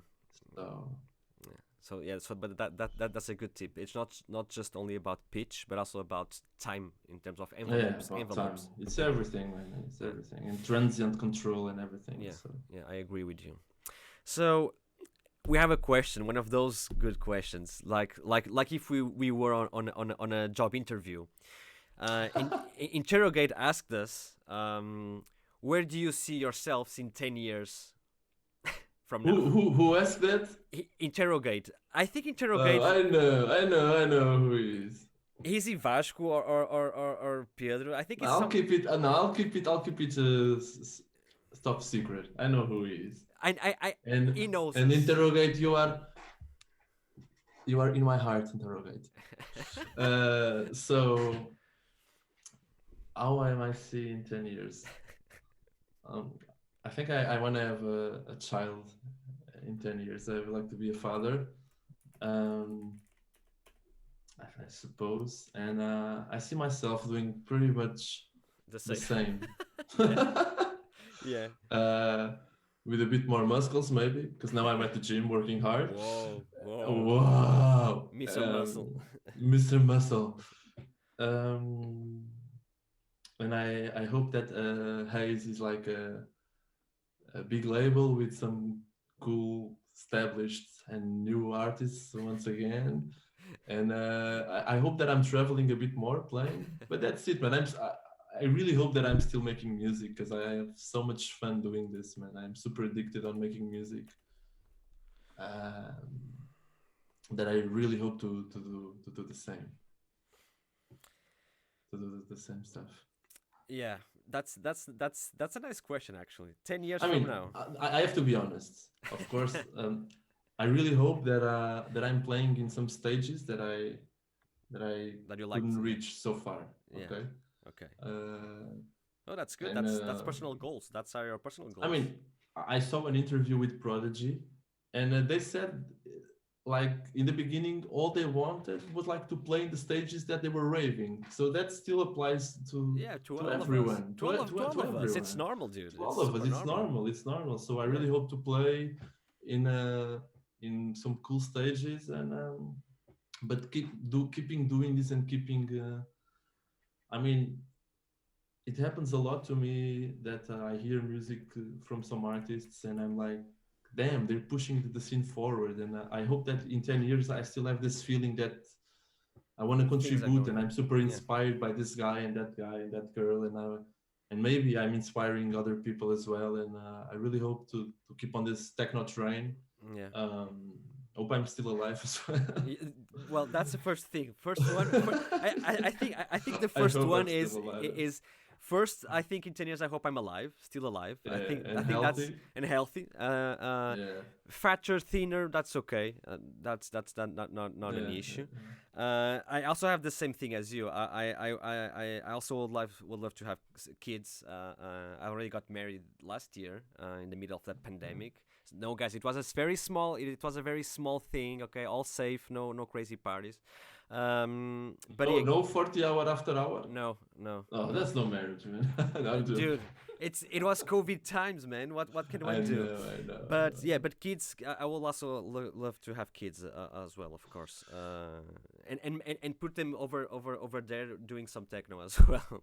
Let's see, but yeah, but in 10 years, I really hope sincerely that I'm still able to do this, full time or not, we'll see. But I really hope I'm full time because I don't know well, me how to too. do because interrogate knows that I can't do that much more than techno or sound. I suck at everything else, so I need this really has to work for me, otherwise I'm fucked up, man. No, but yeah, of course, if you give me the choice, like, would you No, love to but do? you know how to do a lot of stuff, man. Yeah, dude, true. I'm Okay. a monkey. I'm a techno monkey. I'm just No, but like, you also know to do a lot of stuff, like mastering. That's the okay, job, dude. okay, That's the okay, job. okay, okay, okay. Yeah, if you ask me, of course I will prefer to do this as full time my life, music, of course. Uh, uh, well, now that I'm starting streaming and stuff, maybe I'll be a streamer in the future. Like, yeah. Whoa, Ooh, no, but whoa. no, I prefer to be an artist and doing techno, not be a streamer. But this is fun, actually. This is No, this is super fun. this is super fun. I was super like, oh, streaming and shit. No, I'm not gonna be a streamer or anything.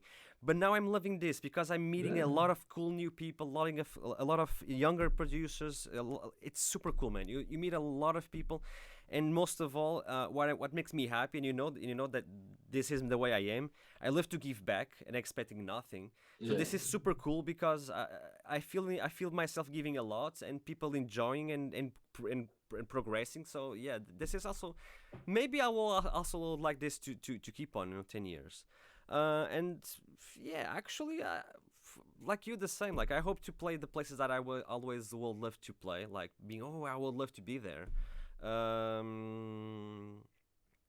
And I mean, there's a I beautiful don't know. thing of being in this journey and being a João, DJ. sorry. Is Interrogate is saying that you don't even know how to cut a baguette. This is serious. it's a fact. It's a fact. But I'm really better at cooking, and I'm cooking some cool stuff. I have people that can prove this. Vegetarian food. But Nice. once Interrogate asked me to cut a baguette, and I cut it in a wrong way, and he will make fun of that like for till I die, I think. But I was saying, it's super fun to get to know people. Yeah. It's beautiful. You travel, you know people that you find good people. You kind of have this faith in humanity Yeah. that yeah, Yeah. nice and good people are still out there, and so yeah, in 10 years I hope to have traveled a lot and to Oh get to know shit. more people. Oh, sorry. Tell me. Store Lab. Thanks for rating us with 124 people. Um, Thanks, I guess. So Store Labs, Okay. it's Speedy J project Mm-hmm. about. He was doing a Rodhead, Lady Starlight, and Speedy J live remotely before us. So thanks, Okay. guys. Thanks for joining in. But yeah, João. Going back to that subject, I think what all that we want in 10 years, it's basically be doing what we love to do, right? Yeah, for sure, for sure. And with There's friends and knowing people and knowing a knowing lot of people. people and a lot of people. I don't know. I don't know if you And had working this. working in a sound that you believe, Yeah, of so course. Be I be mean, be true to yourself. Be true to, and not hold back. Not hold back what you want to do. I think that's super important. yeah, yeah, yeah, Even yeah. if you think people will make fun of you or some stuff like that, I don't think. No, I mean Just go. that's your artistic Yeah, vision. I yeah, mean, yeah. But that's you said a really cool thing, because when I started doing music and all of that as well, one of the things that I also wanted to do a lot, it was and it is to meet people who also share the same love as us, yeah, for uh, sure.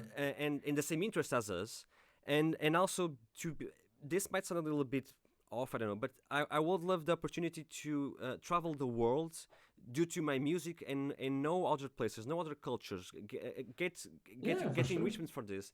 This is also one of my main goals with music as well. And I don't think it's bad at all. I think it's, yeah, I think it's No, okay. come on, it's I don't know. Maybe people say, "Oh, well, maybe this guy wants to travel free." I don't know, man. We are living 2021 and no, Instagram and stuff. come on. I mean, what do you take? What do you take of life and of this world? I mean, Yeah, of that's for course. sure one of the main things. No, for sure. So let's keep on those questions from everyone here. This one from Naropik, also a Portuguese guy. Hey, Mhm. thanks for the beats, architect. Naropik ask you, since you're a mastering engineer as well. So how can one know that your studio space is making you make mistakes on your mixdowns? How can someone do this? Do you have any tips about this? What can one test to know this? Yes, there are tests that maybe I can also export this audio and give to you, Yeah, Gustavo, and yeah, you yeah. make it Send public, yeah. but you can do this. You can make out like a MIDI of 130 seconds or 2 minutes, Mm-hmm. and then you press just one note, and then for example in Ableton Live you go to the operator, Mm-hmm. you select the frequency on fixed, and you make an automation from 20 hertz till 500 hertz, Mm-hmm. okay, for let's say 2 minutes, Yeah. and then it will make something like A P.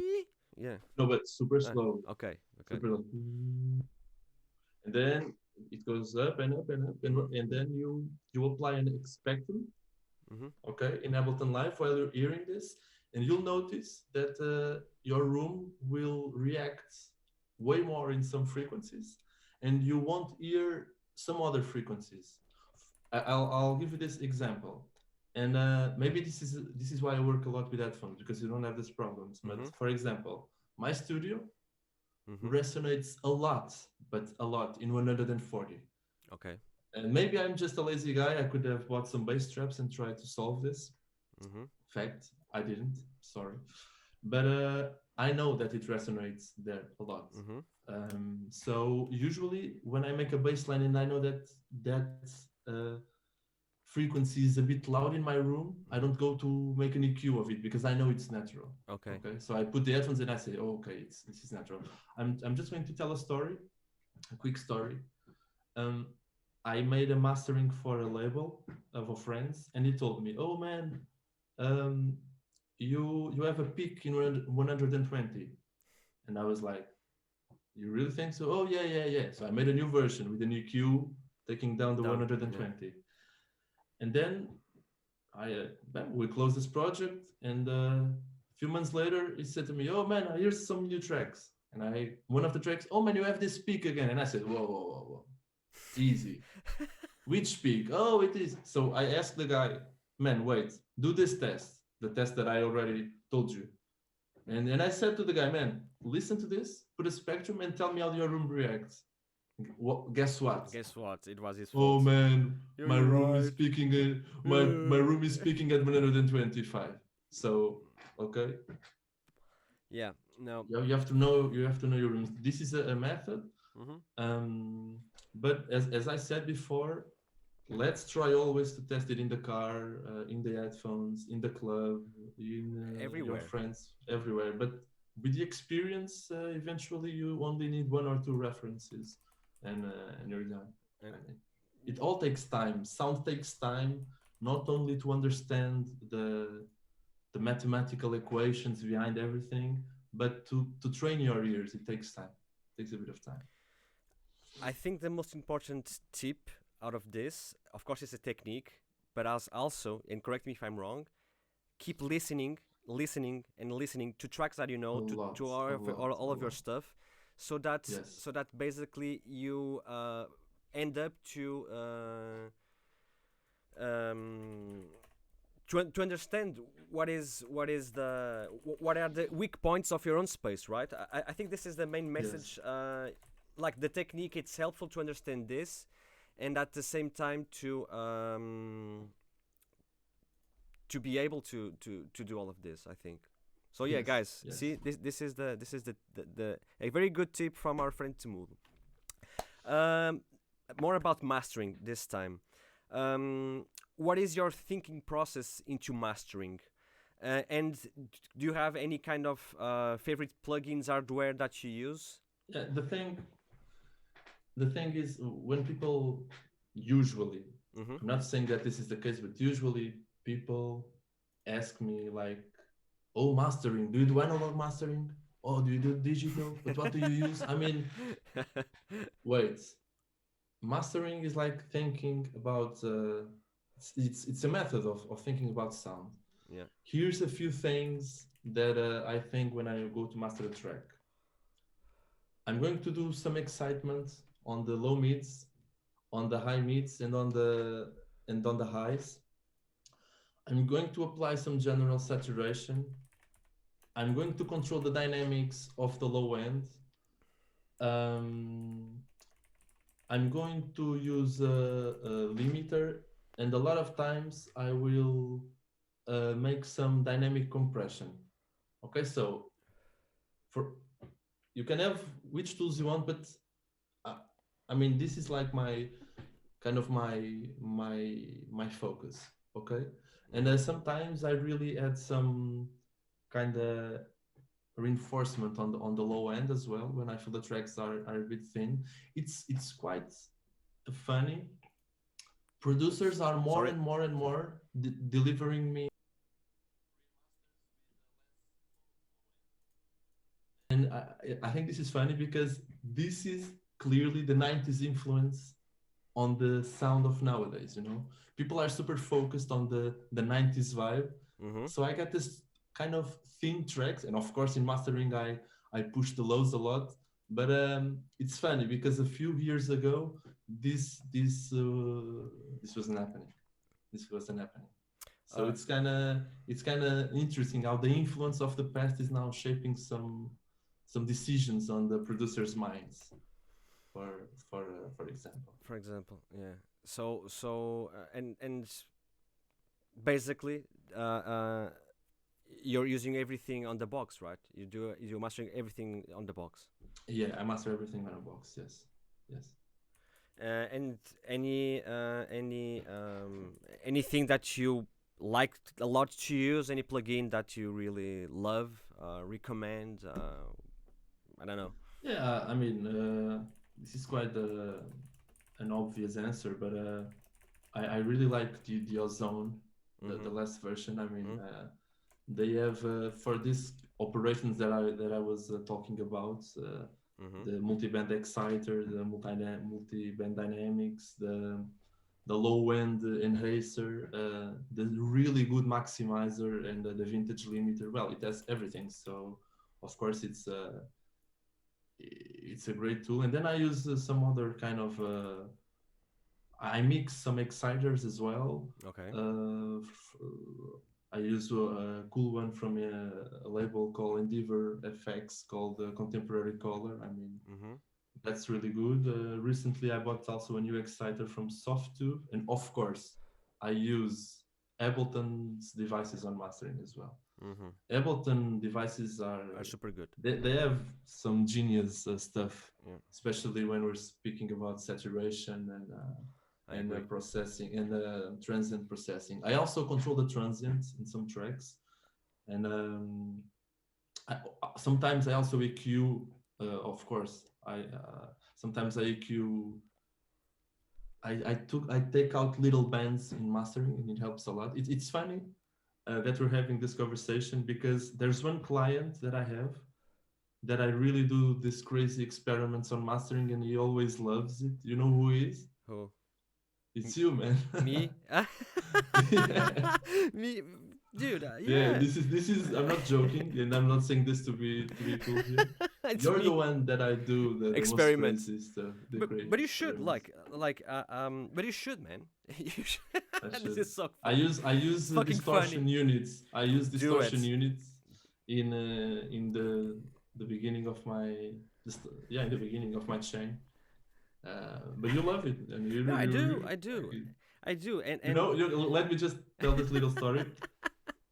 I started by doing a normal master Yeah. and then a crazy master for you. And then I say master one, master two, and you always pick the crazy one. So today I only do the The crazy crazy one. processing for you. Yeah, yeah, yeah. Awesome. Awesome When I choosing. feel I'm adding something. Yeah. When I feel No, I'm but that's good, man. Like I don't I from these many years on the industry, let's call it like this.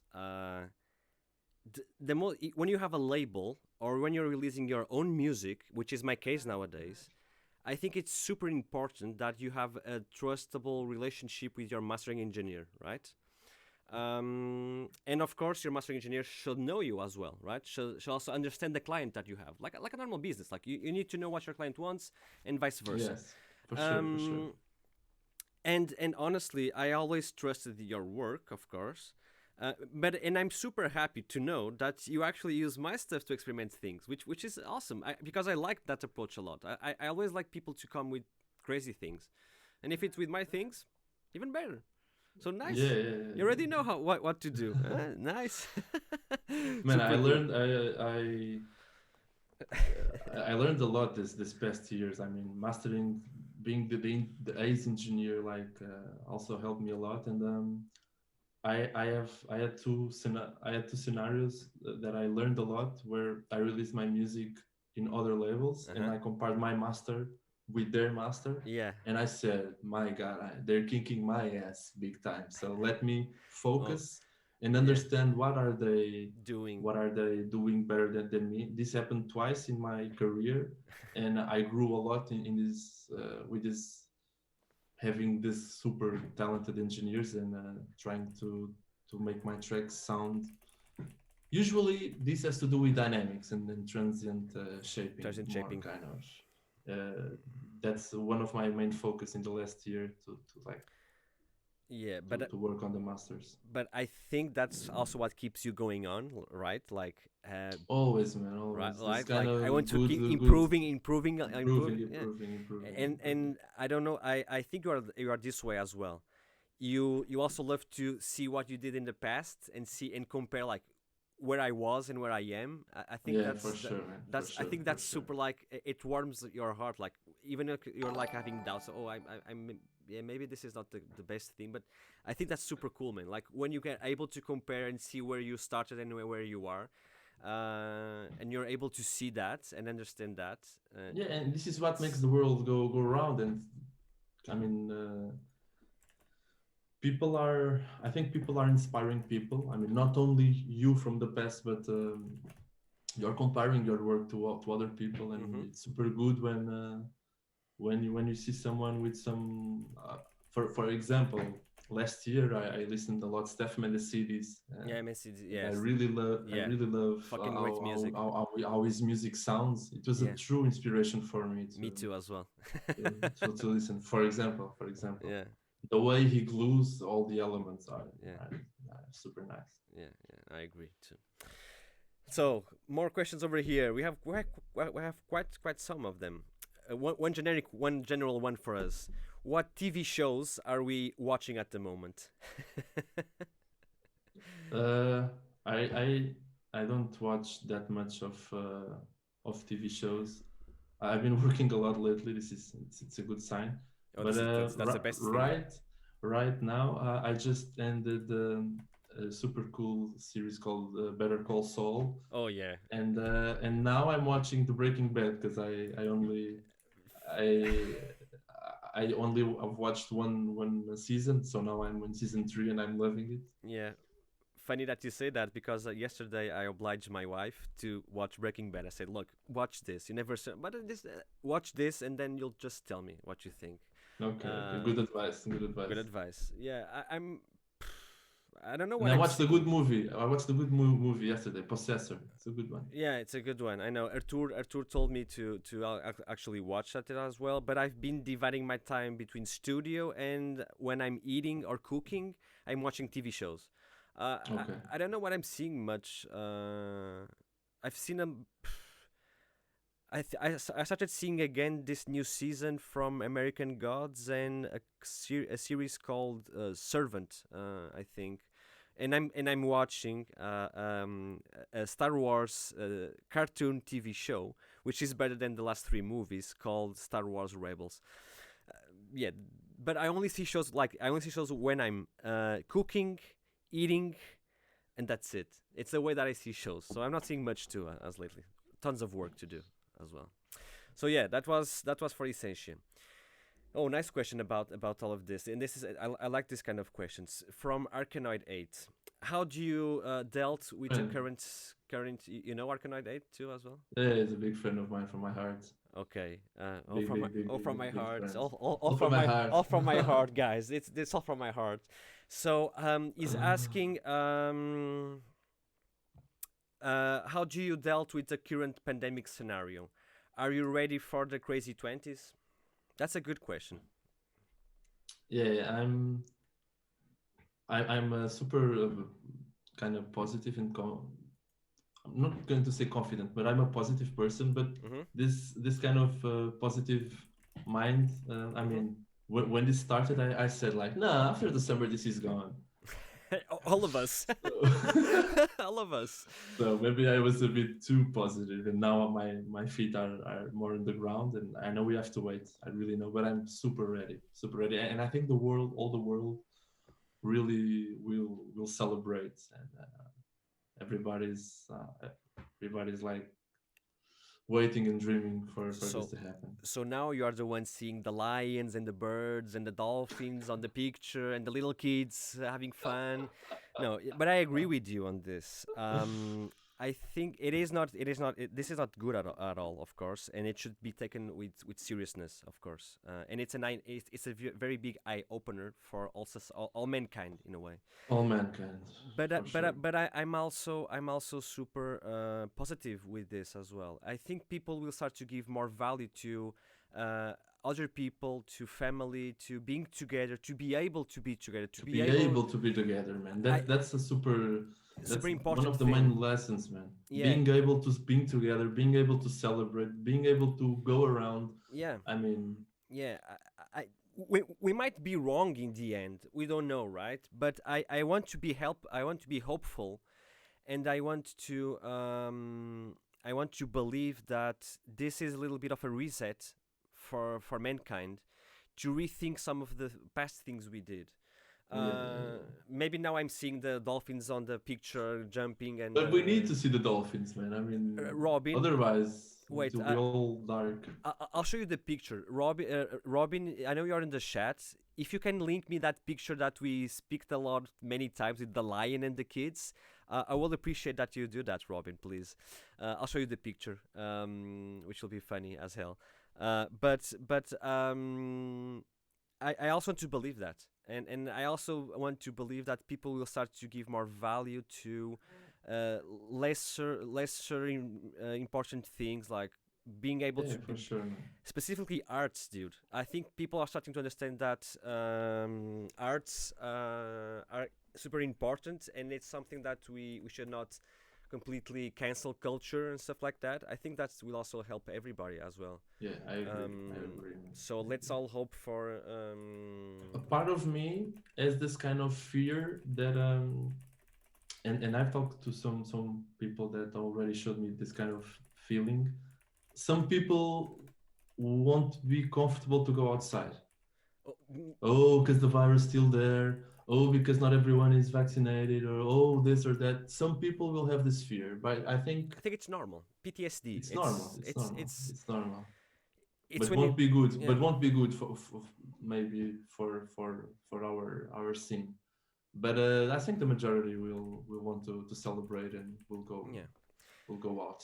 I think it's just keeping for the best and do our part and we'll overcome this. I think. No, we will overcome for sure, for sure. Yeah. I mean, I think a lot of clubs will eventually close because how can they hold for so long? I mean, it's crazy. Month after month after Yeah. month after month. I mean, Yeah. it's crazy. So let's see. Things will be a bit different, I And think. now that actually, guys, I have here your questions. I will make them. So don't worry. Um, that's a very good thing that you touched on because there are a lot of clubs who have capacity to overcome maybe 1 2 years.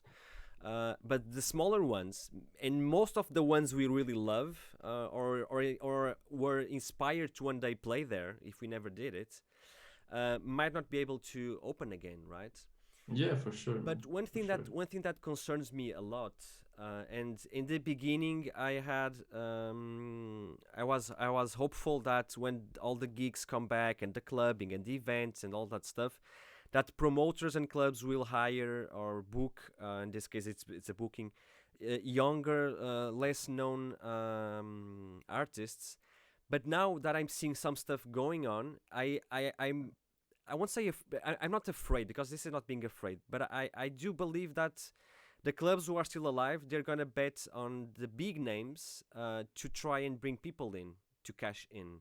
I don't know if I don't know if you share the same idea that I'm telling here, but I do think that we'll still have a little bit of time to wait when things open, until clubs realize that maybe, just maybe, bringing in the big guns to make more money and bring more people, it is not actually the best way to go. I mean, that's a I don't know. strategy. Of course, no, that's I'm not going business. to question. I'm That's not going to business. question the strategy or the Yeah, business. But I think that you have the Brexit now, yeah, so flying to other continents is not that easy. So maybe countries will work with a bit more with their own artists. I think that can happen. I can see that happen. true. People, each country will have to kind of work with their own people. I think this can happen, but let's see what the future will bring. I mean, it's hard to see what's coming. You know, I mean, the world's just crazy. I mean, you got almost a war in the U.S. You have this big crisis in Europe due to COVID. I mean, in the whole In world, the whole obviously. world, yeah, yeah, So quite hard to predict what will happen. Let's yeah. see, man. Here we are with some music. Yeah, Let's see what happens. I think the most important thing is, and has something to do with a question that we have after. I'm gonna switch here the order of a question, and I think that's what you're telling is super important, which is keep working, even if things are not working as they were before, right? Gigs and all that stuff. I think one of the if you're able to, of course, because this affects people in different ways, right? But if you're able to keep working and doing your own music and put your works outside, keep doing it, because it will claim attention from those places. It will make people want to know who you are and discover who you are. I think that's also important as well. Yeah, but we have sometimes also to. You remember, like half an hour ago or an hour ago, I talked about the techno train Yeah, the techno always train. coming. I Yeah, mean, this is what matters, man. It's the music. So yeah, I mean, it's beautiful when you look for the last year and you find so many good music yeah. A lot of good in stuff. drum and bass, in techno, in pretty much everywhere. I mean, this Yeah, is what matters most, man. Let's keep on doing music because that's it. But that's it. That's what I'm that's saying. it, man. That's That's it. it. It's That's keep it. doing music. Keep doing Let's music. keep doing. When it's possible to have gigs again, of course, we will have a good time and we will have fun. But I mean, we love music. We love techno. So there's no reason to now. Oh no, I will stop or I will take some time. I mean, come on, man. I think the Come same as on. well. But Let's you make know, music. I mean, that's the thing, I totally agree with you. I might have even released too much music last year. Um, me too. honestly. Well, Atari hands were the same, dude. I think you won. You won the. I think it's between PWCCA, Paca, me, No, and no, and he takes the Linear. prize. Paka takes the I don't know, prize. dude. I think I don't know if Paca takes the price or Linear or Adrian takes the price, dude. I don't know. I think I'm on my third place, but I think one of them will win the prize. But most importantly, what is the message here? And I learned this talking with other friends. And sometimes we don't have this we don't have this clear picture. I think for me the way to go was to keep doing music, okay, because cool things will come out, and keep doing music to keep sane on my head as well, and experiment with new things. But I contacted and talked with a lot of people who actually were on such let's say a bad mental state, okay, on such a vortex, okay, that they were not able to come up with Yeah, anything. of course, I can understand and I can respect that. I Of course. respect that, but at the same time, and don't take me wrong on this. I don't want to sound harsh or arrogant with this, but I think that even if you're having a hard time doing music, keep on doing it because it will help you. At some point, it will click back. I think it's like a Yeah, therapy. it will, man. I think it's It's a like a therapy. therapy, and Works like a bit like therapy. Yeah. for me at least it works. And this was basically following a question here that's Essentia. Actually, a super. I'll have to show you Essentia's music, man, because you'll be amazed by this UK fella. He asked us what keeps you guys inspired during these weird times. I never believed in inspiration for Me, music. yeah, I, For me, it's just go with your computer, sit down, put your headphones, explore. open Ableton, let's do it. After 1 hour, you can be like 1 hour, like, oh, there's nothing coming, but eventually it will. There is always coming. I feel the same. Uh, I don't believe in inspiration and I don't believe in talent. It's just open the program, put the phones, work, work, work, work, work. And that's it. I think And listen to a lot of music yes, and go to raves. Now you can do it. yeah. But I mean, if someone needs inspiration, I mean, go to YouTube and listen to some music, man. I mean, There's tons of it too. there's Tons. people making beautiful techno music from all over the world. I Yeah. mean, You know, I share with you the same thing. I don't believe in talent. I believe in hard work. Um, inspiration is it's strange, but I do believe in influences. You know, like for me, one thing that influences me a lot my work is it is not an inspiration, but it's like pictures, real still pictures, still frames pictures, and TV shows as well. But it's not inspiration. It's influences me. it's influence. Yeah, It's an yeah, yeah. influence, not an inspiration, which I think sometimes many people do a mess between inspiration and influences a lot. I don't know. I feel Yeah, this yeah, yeah, quite yeah. sometimes. Never Uh, thought about it, but I have to agree with agree. you. And, Agree and with and I always follow the rule. Like I read an article many years ago when I was still at a French school from a French writer. I don't remember his name at all. And the dude said something. The dude said like he was talking about his process, and he said that most of the best things that I did in my life as a writer was when I sat down and started writing, and instead of thinking, "Oh, this is all shit," I just kept on writing, and I left those things over there for a few days. And when I went back to read what I thought was a shit because I was not inspired or anything, turns out it was my best things that I you. Yeah, did. yeah, yeah, yeah, yeah. And he said, and most of the things that I wrote, many of them were recycled, were usable for other stuff that even became better on that. So many times I think, and I agree with you on this. It's just sit down, have a go, don't throw anything away. You'll never know what that might inspire you on the next few days or whatever. But I agree with you as well. Yeah, because I have so much fun doing music, man. I mean, being at home with I'm super cool with myself. I'm like kind of sort of meditation. I don't know.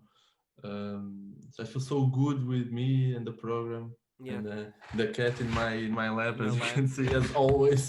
Yeah, So yeah, just good, feels good, man. yeah, I miss my dog, but well, he's with my mom, so my mom has some company. But yeah, same thing. Like here in the back, it's like my shrine. Like it's like when some people prefer to go to church, I prefer to go to this church here, and it's I don't know. I think it's where I connect with Yeah, myself. I don't know. I think that's the point. Like find something that enables you to connect with yourself and have fun and time will pass like this and you're never like, oh, we started at 8 and now it's 6 a.m. and you're like, whoa, dude, already. I think that's the thing to go.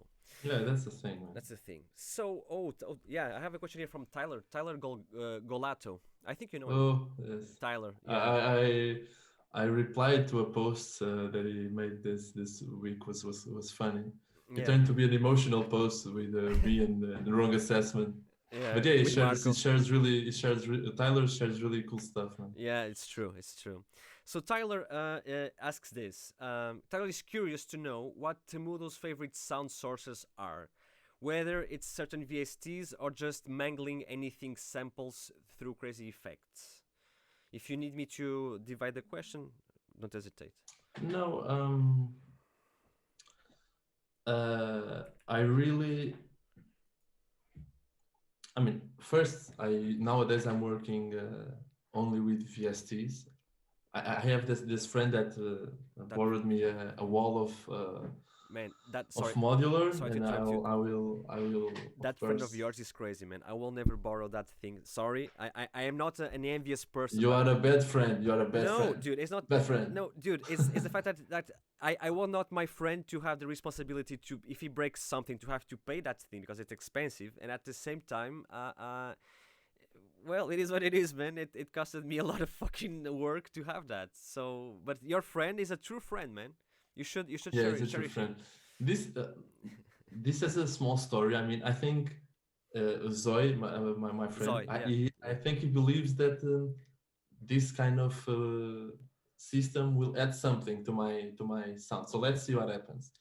But let's go back Back to to the the question. question. Sorry, I interrupted. So um, nowadays I work mostly with VSTs and with stuff from Ableton.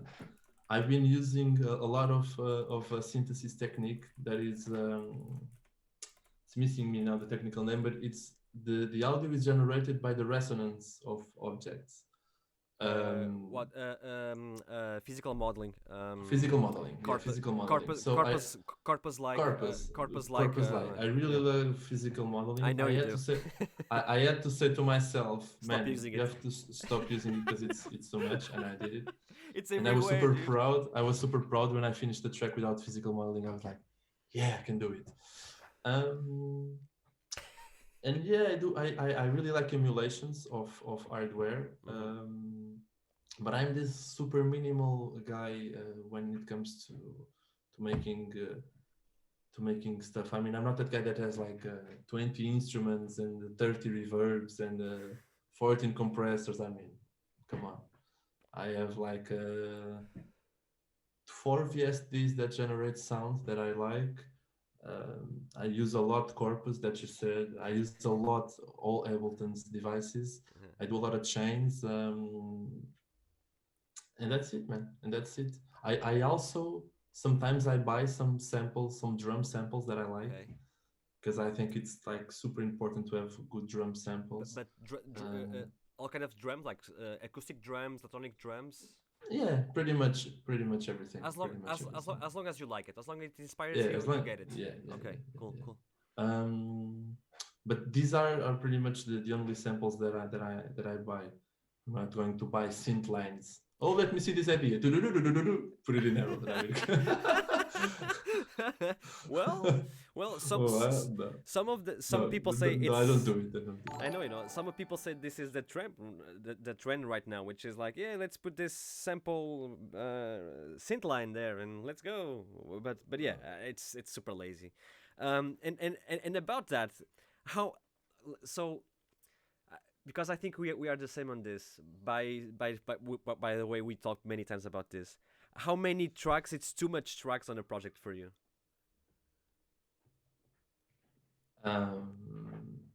Techno. No, techno track. we're talking about techno, just techno. Of techno.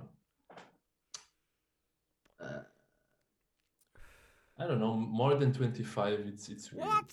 I think 25, dude. Fuck. Like for me, more than 19. It's like, no, this is too much already. More than 19, yeah, but usually I have like 13, 15. Like me. But sometimes the tricky thing is that I do groups inside the groups inside the groups. Oh, but groups don't count, right? Count because they're there. Okay, so wait, so you count a group as a channel as well? Okay, I normally don't count groups as a channel. Yeah, but you have to because it's another place that you are processing. So okay, yeah, that's an interesting thing. Yeah, and normally I don't account groups as a track. but I don't know if I don't know if you feel the same or not. Like I have some trans producer friends, and for them less than 32 tracks it's like nothing, and I'm like, what the hell, dude? Like, I mean, their track is changing 5 to 5 seconds. I mean, it's normal that they end up having this. but yeah, Also in drum and bass, you in drum tend and to bass, have a yeah, lot of you stuff. have a lot of stuff's always pumping But everywhere. psytrance, it's of course the It's style with nuts. more audio tracks. I But mean, it's don't get me crazy. wrong. I don't know. I don't know if you ever watch Twitch too much or not. Uh, No, uh, you no. should. You I'm should. start. Yeah, I You know, I should. know. There is a dude on Twitch that his job is he scores films, right? He does music for movies. And I was not aware of this, and now we have a friend of ours on the server, and a friend that I also I live jam with him remotely, Okay. Cedric. He's also original soundtrack producer, and I was amazed to see the amount of MIDI articulation they have to do, and they go like to 190, 200, 300 tracks just to articulate like a violin doing their own thing. And I was like, whoa, this is a Yeah, whole it's new crazy. world, man. I'm like, It's a whole Jesus. new world. But I get it. It's the nature of the music, so they have to do it. They are not playing the Yeah, yeah, violin yeah, and yeah, and the stuff. So yeah, but this was just like me knowing if well how much, because sometimes I think people imagine that an artist is using like a hundred tracks to do that, and sometimes you just need like 8 elements or 9 elements, and you have something really good going, I think. yeah, for sure, man, for sure. A lot of times, less is more. A Yeah, lot, a lot, a yeah, lot, less a is lot, more. a lot of times, a lot of Yeah. times, especially with minimal techno. Yeah, I learned that when I started doing music, it was minimal techno. So I learned like less is more, Less minimalism, is dude. more. Minimalism.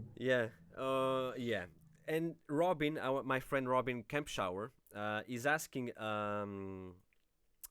you something to you directly, which is a very cool question, and I think you also like to answer this one, which is, what does Temudo thinks about the loudness war? Personally, I always prefer to keep dynamics instead of pushing things ridiculously loud.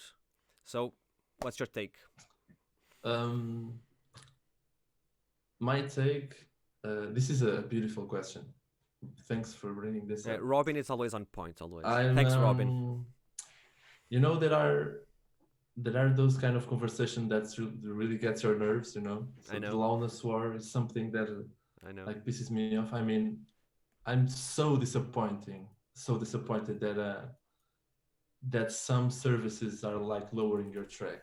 I mean, that's so bad for mankind in my in my perspective, for the audio mankind. I mean, Yeah. I was a kid growing up listening drum and bass, like listening noisier. The art of turning things loud is like it's an art It's of an art. itself, you know. Yeah. It's an art. So how do you dare, because how can you fucking dare to point at some guy and say, no, I'm going to lower your music? Nah, it's too loud. For me, this is ridiculous. This is out of this world. So to answer that question, if you want to keep dynamics, keep dynamics. If you want it super loud, put it super loud. Now, what can I say here is there are some type of grooves or some type of tracks, or better, some kind of ideas that I think they need dynamic. So those ideas, yeah, keep the dynamics. But other ideas, they work good super loud. So make them loud, you know? Take for instance Surgeon. Surgeon has some like super loud tracks. How can you say, oh no, you should have more dynamic? No, no, Surgeon is wrong. We should have more dynamic. I mean, come on, this is ridiculous. So there are beautiful productions that are super loud. There are beautiful productions that are super thin. There are some productions that has dynamic on the low end, and the rest are super compressed. I mean, sound is a world of itself in each case. Each case scenario. I mean, so I this is why I think of the loudness. Or when people say, "Oh no, now the sound nowadays is too loud," or I mean, come on, man, it's an artist. I had an issue this year with a label that I couldn't approve my master. and they were like, "Oh no, this is not a war, man. This is not a war. No, music don't have to be loud." I said, "What the fuck? When it's my track, I want it loud. I have the right to want my track loud." And it went to the market with the other matter. I was fucking pissed off, man.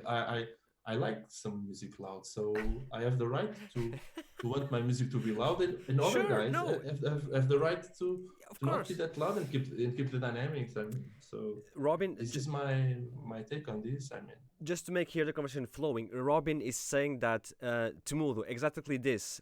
There often is a balance needed in those things, and it also depends on preferences. Both can be good if used thoughtfully. It's basically what you're saying, and yeah, Robin it is is, Robin is, yeah. Robin was not but saying that loudness war like Robin was not saying no, no, that. no, no. I'm Yeah, not. Listen, I'm yeah. not saying that Robin is saying whatever. I'm just replying to this because this is one of the biggest issues when it comes to sound, Mm-hmm. and it pisses me off sometimes when some people they think they know what's the best sound. Yeah, I for mean, sure. please No. don't be that guy. Don't be that guy Yeah, I agree. because I know people that love low end. And I know people that like brighter tracks. I know people that love it compressed. And I mean, there's no good or wrong here, you Sure. know. No, of course, I agree with that. This is like the amount of salt that you put on the soup. That there's no right amount. You Yeah. like it salty. I like it. I mean, so this is kind Preference like. of course there are tracks that works best with more dynamics. I mean, especially on the low end. Mm-hmm. Take for example, you have a kick and a pumping bass line. You Yeah. can compress this. Yeah. Otherwise, you won't feel the dynamic between Yeah. the notes, for example. But if you have like this surgeon type of track with a super lead in your face, come on, Yeah. man, let's Yeah. limit it. Let's limit it for sure. No, I think that's But have no doubts. Making things loud and massive, it's an art. I know it is. It's an It art. is. It is. So that's why it pisses me off. This loudness controllers nowadays, that they go to a track and they say, "Nah, let's put this lower." No, that first of all, For me, that's a crime against no, humanity, man. no, and first, Sure it is, man. first and secondly, I think it's an offense to an artist to tell him, look, this is too loud. Look, Yeah, dude, it's an offense, man. Super offensive, it's man. my preference, and I did it that It's way. super offensive, man. So, Super so offensive. of course that's the first two things, but I agree on you on this because making things loud, uh, good loud, right? It's not like Yeah, yeah, yeah. it's a fucking art, and it's not easy at It's a all. fucking art, man. It's not easy at It's all. not How to easy. make it sound loud yet It's not good? easy. It requires a lot of time, experience, trial and error, failing many Yeah, yeah, yeah, times yeah, yeah. For sure, until man. you For sure. you can exactly know how it works for you. And I think this is something that many people tend not to look at it with more interest, because it matters. It really It matters on matters a track. for me. If you look to my sound to Mudo's identity, man, each element that I have, I'm always trying to put it louder. Yeah, I know. It's something that I'm always taking in consideration. Yeah, But in the end of the day, I like to mix a track of mine when I'm somewhere playing, and it kicks in when you drop it, you yeah, know. But that's kind of my signature. I mean, if you go to a classical house or a Romanian house producer, they won't say this, you know. no, of course. They, It's they yeah, want they want things flowing.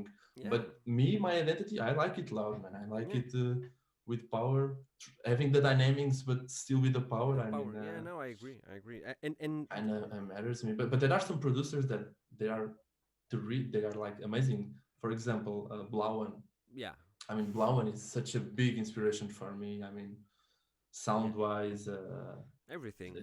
aesthetic vision, everything. But his Yeah, productions are not that loud, for no, example, and I love them.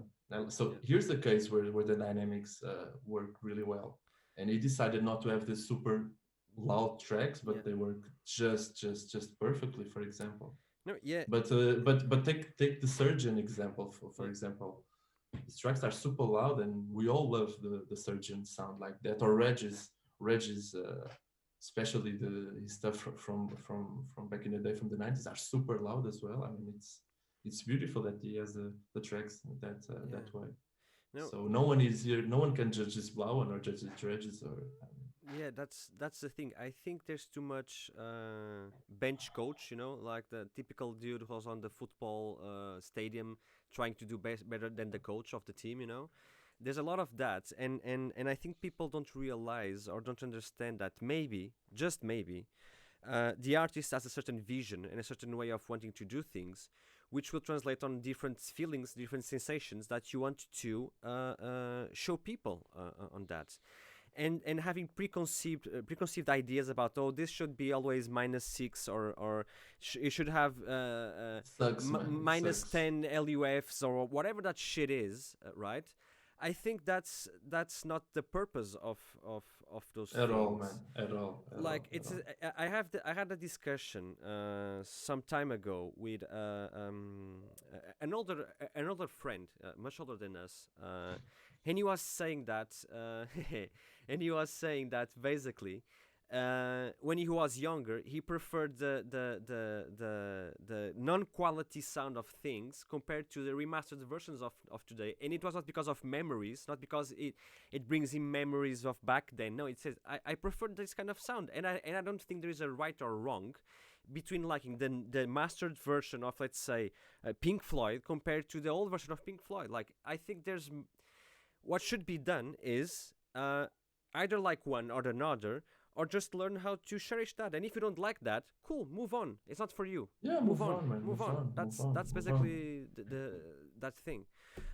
So yeah, it's pretty much the same when people say to me, "Oh man, vinyl sound better." Oh no, that fucking conversation. No, but I can admit that someone prefers the sound with less stereo width. Okay, but that's a preference. It is a preference, right? It's a preference. It's a preference. That's it. Not let's put the terms bad or good or better out of here. It's just a preference. That's it. That's maybe that's one of the curses of humanity, since we have High Five, MySpace, Instagram, Facebook. Everyone needs to have an opinion about something. Cool. It's your opinion. I get it. But at the same time, not because you say it's better or worse. That is the final thing. No, many of those things, especially with arts, be it music, be it painting, be it sculpture, has to do with your own personal experience, your own personal taste, which is not comparable to another person. Like, yeah, I think that's it. Good. For sure. Good. Oh, it was a really good question. Yeah. Please, I don't want this person that made the question that thinks that I'm supposing that he's saying anything. I'm just replying. No, but it touched in the wound, for me, when people came to me and said, man, there's a loudness penalty, and you can upload your track and see the penalty that you'll receive in each platform. For me, this was like a censorship. No, that's ridiculous. I took the loudness penalty as a censorship.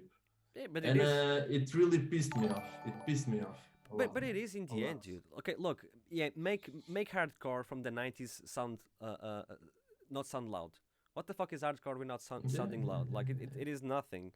So that's everyone should like it or not. You like it, good. You don't like it, move on. Just don't say, "Oh, this is a bullshit." No, dude, it's just for you. Cool, move on. But don't worry, Robin wanted to also understand this, and Robin don't worry. So it's all fine. Trust me, it's all fine. I know Robin very well, and I know he wanted this kind of discussion. Discussion.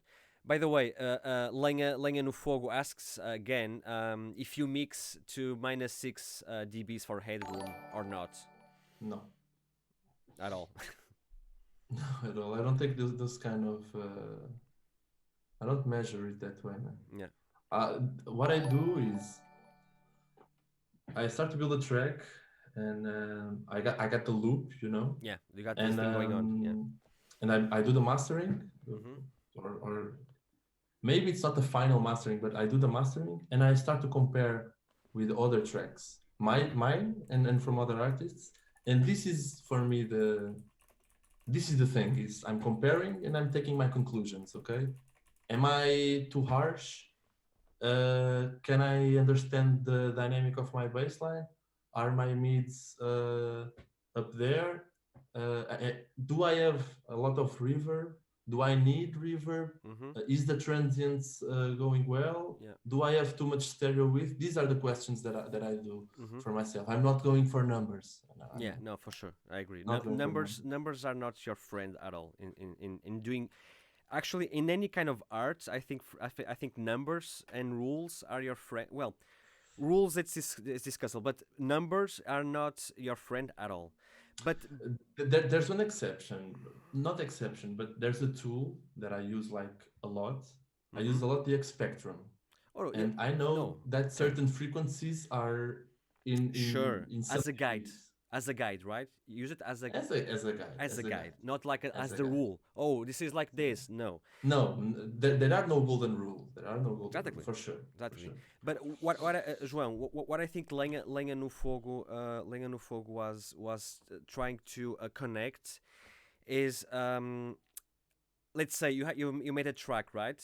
And then you have to send it to mastering. Okay, let's say that you're not the one mastering the track. Okay, so what do you do? I think this is what Lenha no Fogo wanted to understand. Usually, yeah, for sure. And of course, it's a legit question. I'm also a mastering engineer, and I like people to send tracks in a certain way that I can talk in a bit. Mm-hmm. But Please do. Mm-hmm. for me, when people asks me like the track for mastering, I do this. I master it myself, finish the track, and then I watch my mastering chain, Okay. and I think like this. I will keep the tools that are adding color to the sound, but I remove the tools that are changing too much the dynamics. The dynamics. Okay. Okay, Mm-hmm. so you won't receive a pre-master for me that has a lot of limiting or limiting at all, Okay. but you feel kind of the wave is kind of processed, but there's always room for the engineer to work on the at least on the dynamics and also in a bit of color. But usually my pre-masters already have my desired color, I think. Um, and for my clients, I always tell them, guys, please don't send me pre-masters um, with Limit uh, limiter. with limiters on it, and of course no peaks. Of course. And I mean -3, -4, -6. It's okay. 24 bits. Yeah. 41, 44 one or 48K. It's good. It's good. Yeah. No. But yeah, That's to answering his question, if he's like making a track and he finishes it and he exports the track at -6, it's okay. yeah. We're talking about the peak of the track being at around -6. Exactly. Yeah, I perfect, perfectly, I think perfectly. yeah. I think I've been focusing this a lot. Not as a golden rule, okay, but as a way of people to perceive things differently. And I find it quite interesting that people don't talk much about what are peak to peak volumes and RMS volumes, which sometimes it's super important to understand this because let's say, and correct me if I'm wrong, please, because I'm no experience, I'm no mastering engineer at all, but most of the times what matters the most is okay, sure, peaks above zero, okay, that's a red flag, but most of the time it has to do with the way sound is perceived, right?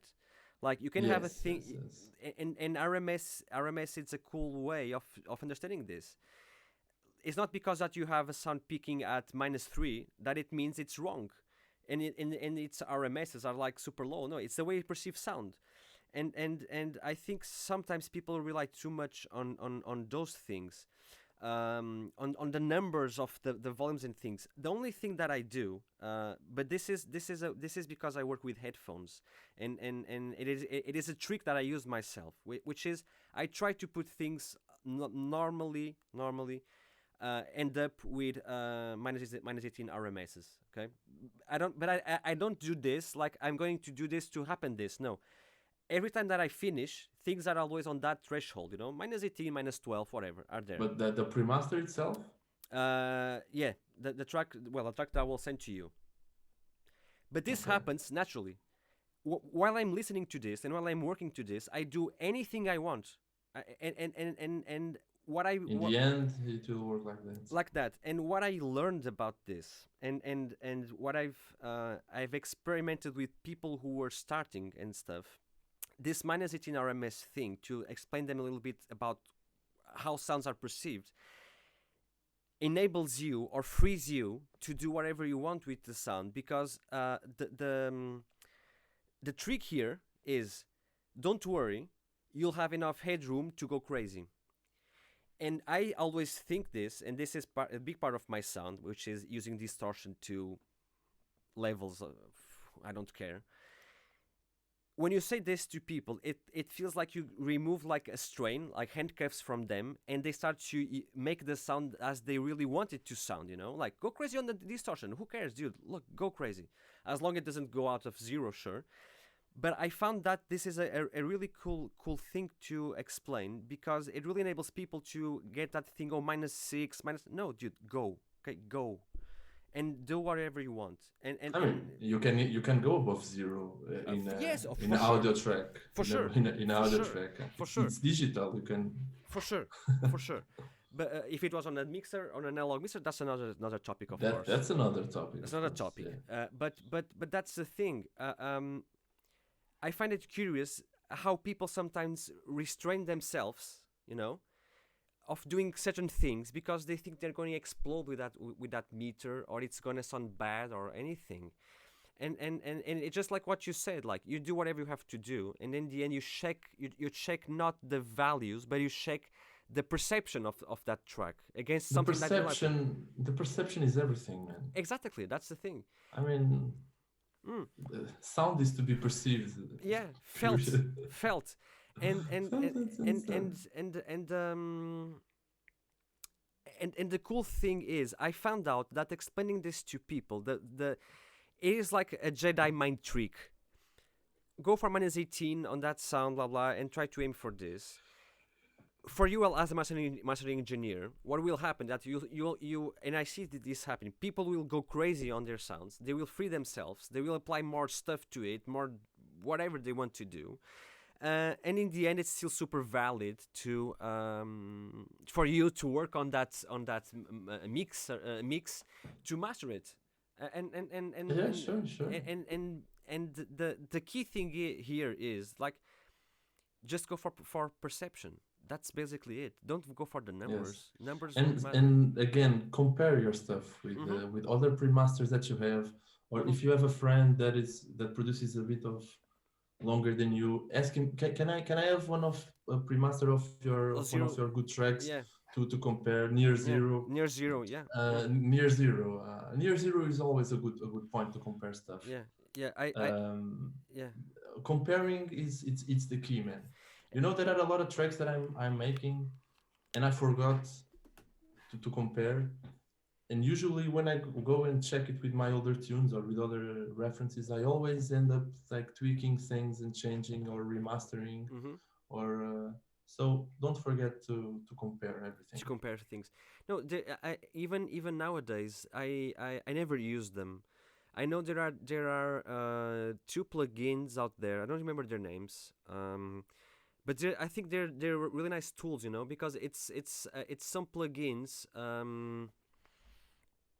which you can put a master track there, and what with algorithms and stuff, what they will do is they will try to put it at 0 dBs, you know, so that you can compare your track before mastering.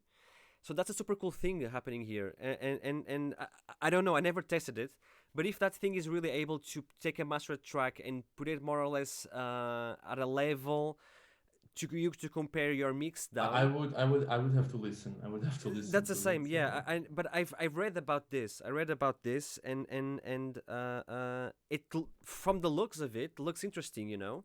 Yeah, but I agree. Like, ask someone for this. Oh, well, we have Ricky Cross, from Vienna, telling us, yeah, Temudo and Gustavo, if you can send me a pre-master to compare, that will be awesome. Yeah, sure, man. Ask us, dude. Like, you know us, so ask us. But that's it. Oh, and look, we have Paka here on the stream. after all. Hey, Yay! Paca, how are you, buddy? Welcome, bienvenido, tío.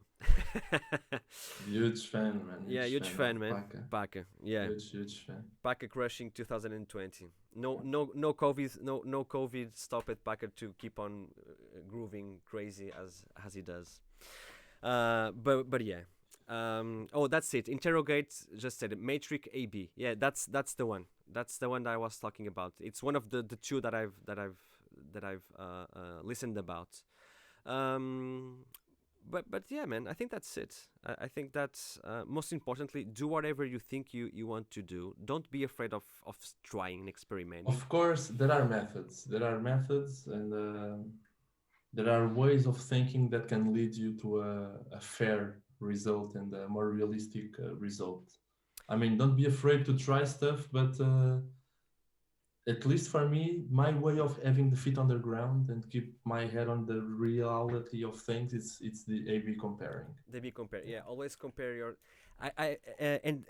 João, I think we need to say this in this way: compare to others, not as a competition, but compare to others so you can improve yourself to reach that goal of yours. I think that's No, that's yeah, that's the thing. and for example, you can compare your track to 8 other tracks, and you immediately realize, oh my god, I don't have any stereo field, Yeah, or oh my god, I have too my bass is much. too loud, or Yeah, oh my god, my highs are super down, I have to push them. This is the this is the way to go. Yeah, and at there's least nothing for wrong. me, always work, No, for me as always well. work. I always compare things, just to know where I'm at, and am I Yeah. doing this okay? Am I not doing this okay? That's the thing. And for example, Ableton has this kind of like presets for mastering with a glue compressor, Oh saturator, and yes, a yes, limiter. yes, yes. I mean, you guys can use that for some testing, man. You For know, some, you can use it, and yeah. you know that a mastering engineer will always do better than this. But Oh, of let's course. see how my track sounds with this. Yeah, yeah, So, for example, if you don't know how to master, apply one of those presets, and yeah. it can give you already a preview of what your sound Will be like. I will remember be like. perfectly. Cindy, Mau no Coi Viste Cindy, Pedro. You know him. Uh, when he was doing Cindy works back then, he stopped doing Cindy for quite some time now. But it was super curious because he always applied that Ableton preset, mastering something preset that is in the effects rack. I think Yes. that's it. And that dude had the most amazing results with that. And you say, like, I use this, and then I compare, and then I go back and say, oh, I know what I did wrong here. Let me change this here, here, and here. And it was the Yeah, for way he example. achieved that Cindy, greedy, fucked up sound that he has with Cindy. It was made this way. And And use that chain as the final yeah, processor of his music. yeah, Okay, cool, yeah. cool. It It worked. was the It way worked. for him to like It to works. compare. It worked for him, and that's the thing. And following this conversation, you, now that you are like yeah, you are an established producer, and you have a lot of knowledge. You are, dude. Let's be honest. What will yeah, peace and love for I you, still, dude. I still, I still Love have love for and you. I mean How it. I how have, I have a lot to learn, man. I have how a do they lot do to it? It's like learn. no, it's like this, like a love for you, dude, or whatever. Like, what the fuck did you like? Yeah. Especially in mastering, I have still a lot to learn, man. Oh, A lot, and I know that. but that's So good, man. Let's embrace that. But my question was, what advices? Okay, we talked a little about this a little bit along the chat. What advice would you give to a young, when I say young producer, okay, don't think about age, okay, think about a newer producer, okay, someone who loves music, someone who has not yet any experience about anything, okay, but he really has the urge, really has the force to start doing music. What will be your advice or a pointer for that person to maybe have a fun experience doing it and not give up immediately? What could you? I mean, for me, being afraid of quit immediately, it's in the wrong business. I mean, you. No, I mean, You know? I I mean, people have to know that this is pretty hard, and Super they hard. will have to dive into this in a big time. Yeah. So my advice would be like, oh, I'm starting with Ableton Live, read the manual. Oh, and I bought a plugin, read the manual. And I watched the tutorial this week, so replicate it. You did it, replicate it again. Oh, I watched another two tutorials, replicate it. Don't. Insist. I once watched I follow this really nice page on Instagram called Cosmic Academy. Oh, I know. I It's know. it's a school for EDM. It's amazing. I know. They say something. They said once something that really stuck with me. They said that if you spend like 3 hours watching tutorials, you have to spend 10 making music. Maybe. Yeah. It's not worth to watch 3 hours And of not doing tutorials anything. and 3 hours of producing. No, you have to do way more because you really have to put your hands on it and you have to try and to fail. Come on, I failed a lot. I failed. Damn, I failed so many times, I man. think my So life many is more times. failure. It like I for Of the course, for we the failed point a lot, for the man. point where I am at, I had to fail so fucking much, dude. So much, man. So much. So my advice would be like put your hands on this. Don't rush things. I know you want to impress girls. I know you want to impress your mom, but wait, wait. Don't release it now. It's not good enough. Please wait a bit. Um, and I would also advise people to set goals, like small goals here and there. Like I want to release in this short label but respected, and then go to that one, and then go to that one, to that one, to that one, to that one, to for example. And I would advise also people to listen to a lot of music, Mm-hmm. to go to the events. You have to go to the events, you have to be there to experience it. Mm-hmm. And yeah, sound wise, I mean, read the manuals, work a lot, Yeah, and work a lot. you Read the fucking manual. y- RTFM, you just touched the point very curious because I say this I don't say this enough. It is so curious how many of us and I don't know if this is some kind of cultural thing of our generation and older generations or younger. I don't know. It's amazing the amount of people who don't read the manuals of anything. I was like this until I bought the fucking modular and I was like, uh, okay, so what? Okay, let me take a manual, and I started to cherish manuals because of that. And nowadays, I love to read the fucking manual, man. It is stupid, Yeah, but I man. prefer to read the fucking manual. You learn so Because much. Go. we have to understand this. Nowadays, the people that are making the manuals, I mean, this is not a washing machine for your kitchen, you know. It's people. It's no, but it's people I know like you, man. I know. I just had So thought fun. it's people that understand people, Deep. understand your struggle, Yeah, struggle. and they write not only how the things work, but sometimes they add a little spice that Ableton. It's full of this. I'm getting tired now. Ableton's manual is like super fun to read. For example, Yeah. they do this kind of metaphors and examples. For example, and so yeah, it's totally worth, man. The first guy that I've seen advising this was Subfocus, the drum Subfocus. and bass Drum and bass producer. producer, of course, mythical one. He said, man, I just read the manuals, man, and started making music after that, and that's it. Yeah, I think it's super important because you just touched the point. You just touched a point which I want to complement with something else that I read from. One of our viewers, Leslie, just talked about something, but it's a compliment. First thing is many of the tools that we use nowadays, they were created by people who also have the same interest as we have, and the same struggles we have. So it is super important to understand what is on their mind when they created that software, that machine, so that we can also understand what they were trying to have a solution for, and how do Yeah, yeah, they yeah. saw that. And at the same time, what they created, and I've read some manuals, especially in Eurorack, which they end up the manual. I was like this, dude. This is just a tool. I am explaining you how to use a tool. Now go make your own things.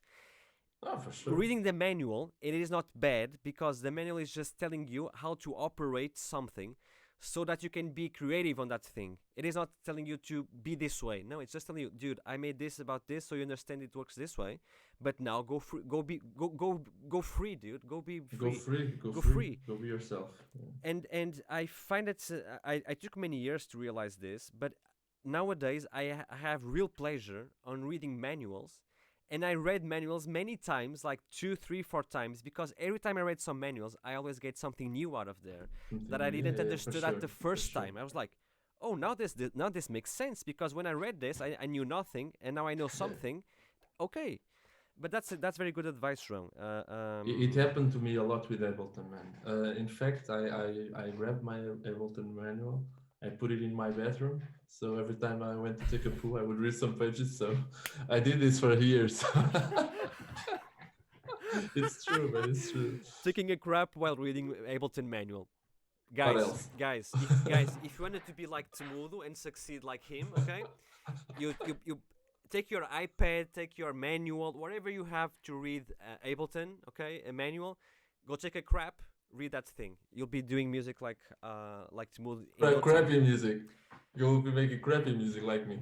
Yeah, maybe it's the crap inspired music you're doing, man. Maybe that's the thing. Maybe we should call your music crap inspired music, or poo inspired music. Poo inspired. Poo inspired music. No, but that's a very cool. That's very cool ideas, João. For the younger the younger people. Don't rush things, please. Don't rush things. Yeah. Be patient. Patient is a virtue, patient, man. Yeah. I think, and many times there's a wrong perception about this, which people think that a producer who's now on trends and going everywhere is a very young producer in terms of ages of time producing.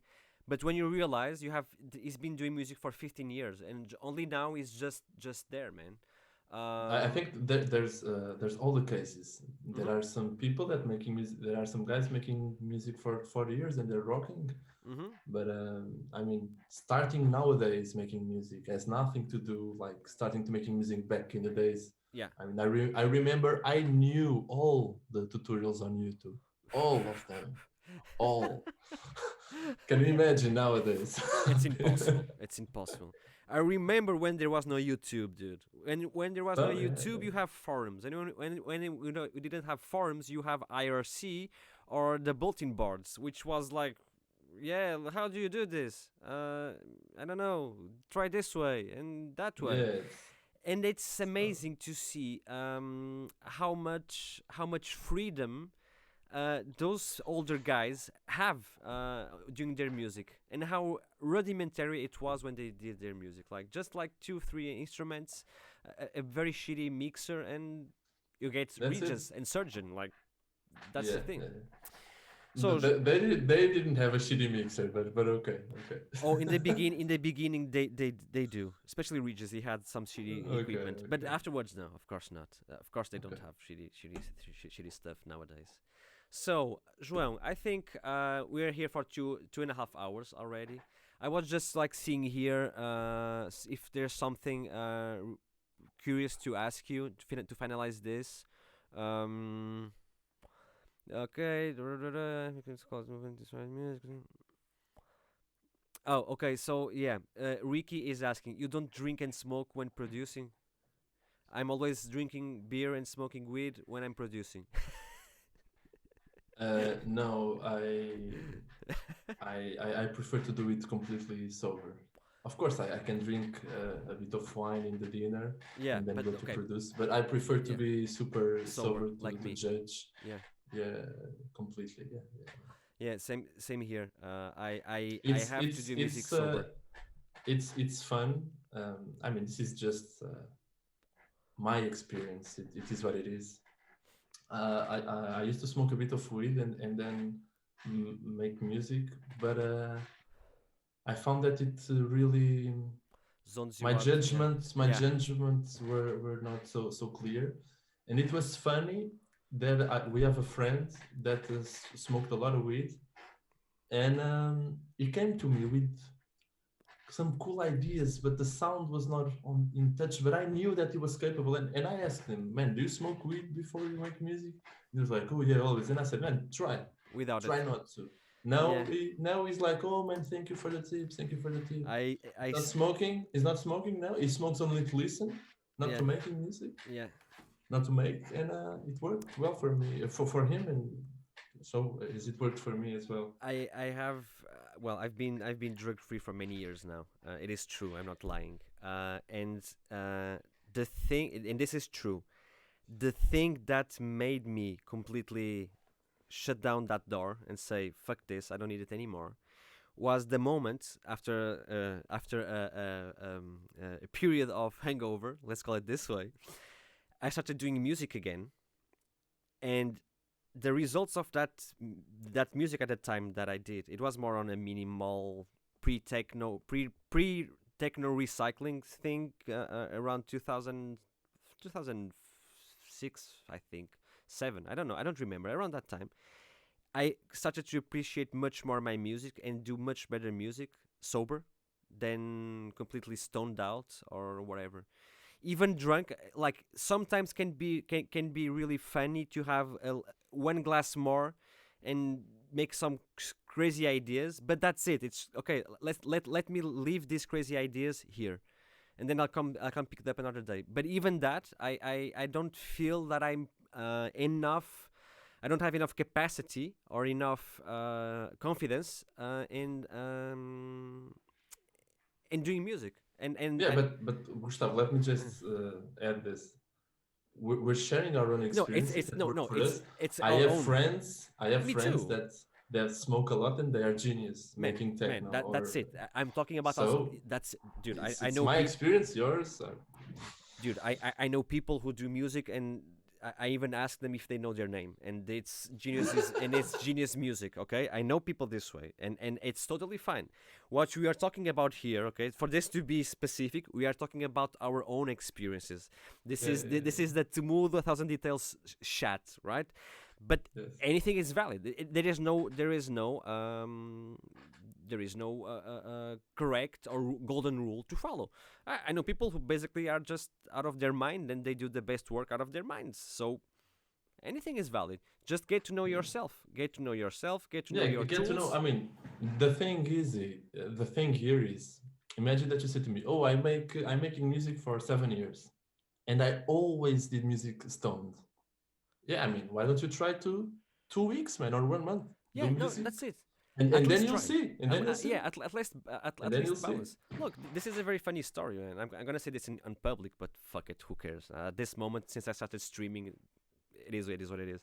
I failed my first driving exam because I went sober, and the second one I went completely stoned, and I passed the exam in 5 minutes. I was like, what the fuck? So you see, it's super about perception and things. Yeah, yeah, So yeah. there is no no rule for this, and I think the key is find yourself, know your tools, be patient, be very patient. And I'd say I talked this with Artur, and I think you also agree on this. Find peers, find friends, find Yeah, colleagues, for sure, for sure. find places where you are safe to show your music, and people just don't say, "Oh, that's nice." No, just people who are able to do a constructive critique about your work. Yeah, That's that's the most truly important important. thing. That's one of Yeah, it that's is. one of the reasons why I created the Discord server to do that kind of service in a way. So, João, let's call it a go. I think There's no more questions. I don't think so. Only about Okay. well, it was Ricky about smoking and drinking. Um, yeah, I think that's anyone has as I think João will take a last question. Make it really good. Come on, guys. Don't a really good question on point. Na-na-na. We have we have to wait because when I talk, for what I've asked and until it reaches the viewers takes about 20 seconds. So it's Oh, okay. so it's So super awkward. So it's like sometimes I'm doing music and I'm asking guys, does this sound cool? And I'm like watching the infinite, like, come on, answer, please, come on, someone, can someone answer? As anyone, as is anyone here or anybody, like everybody left? And then here, cool, somebody's here. okay, Um, okay. Leslie, we already talked about 2020 inspiration things. Oh, okay, this is a good one from an unknown artist. An unknown artist is also a friend of the stream and the server. He's a true metalhead. And he asks you this: favorite non-techno music. Let's finish with this one. This is a good one to finish. Oh, this is a beautiful one. This is a beautiful one to Thanks. finish. An unknown artist, as usual. Well, I'm I think this is a bit weird. I listen to a lot of Deftones, man. It's like one Deftones? of my favorite band, I think. And I don't listen techno in my car because my Me neither. speakers are all fucked up. And so listening techno would be like. So I prefer to listen. I listen to a lot of Deftones. Their new album is pretty good, and I love their dissonance. And of course, I listen to a lot of drum and bass as well. Um, from the metalheads. Now you said metalhead, and I was like, is it from Metalheads, the Metalheads, drum and no, bass? I know not No. is a metal head, like he's a true Yeah, metal yeah, fan, yeah, like yeah, yeah. yeah. I don't know. Last week I listened to a lot of Morphine, for example. I don't know. I was MF Doom died, and Yeah. I didn't know him that much, so I was discovering his discography. I really like some house anthems from the 90s. Makes I makes love them. I makes me love them. happy I too love to them, listen man. in my daily routine.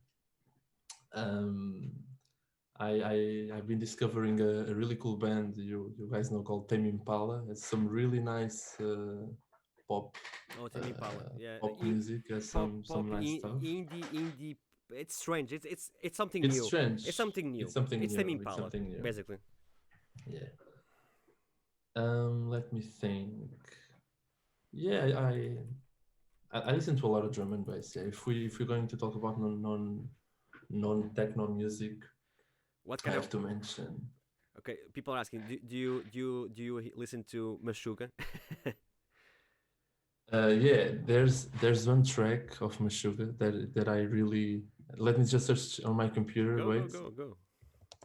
there's this track that for me is like one of the best metal. Yeah, Meshuggah is Just like fucking amazing, man. I love Meshuggah as well. it's crazy. People are asking if it's Uh, called Bleed.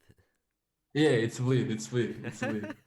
Yeah, yeah. Yeah, I'm super mad about this track, man. yeah, yeah. Super mad.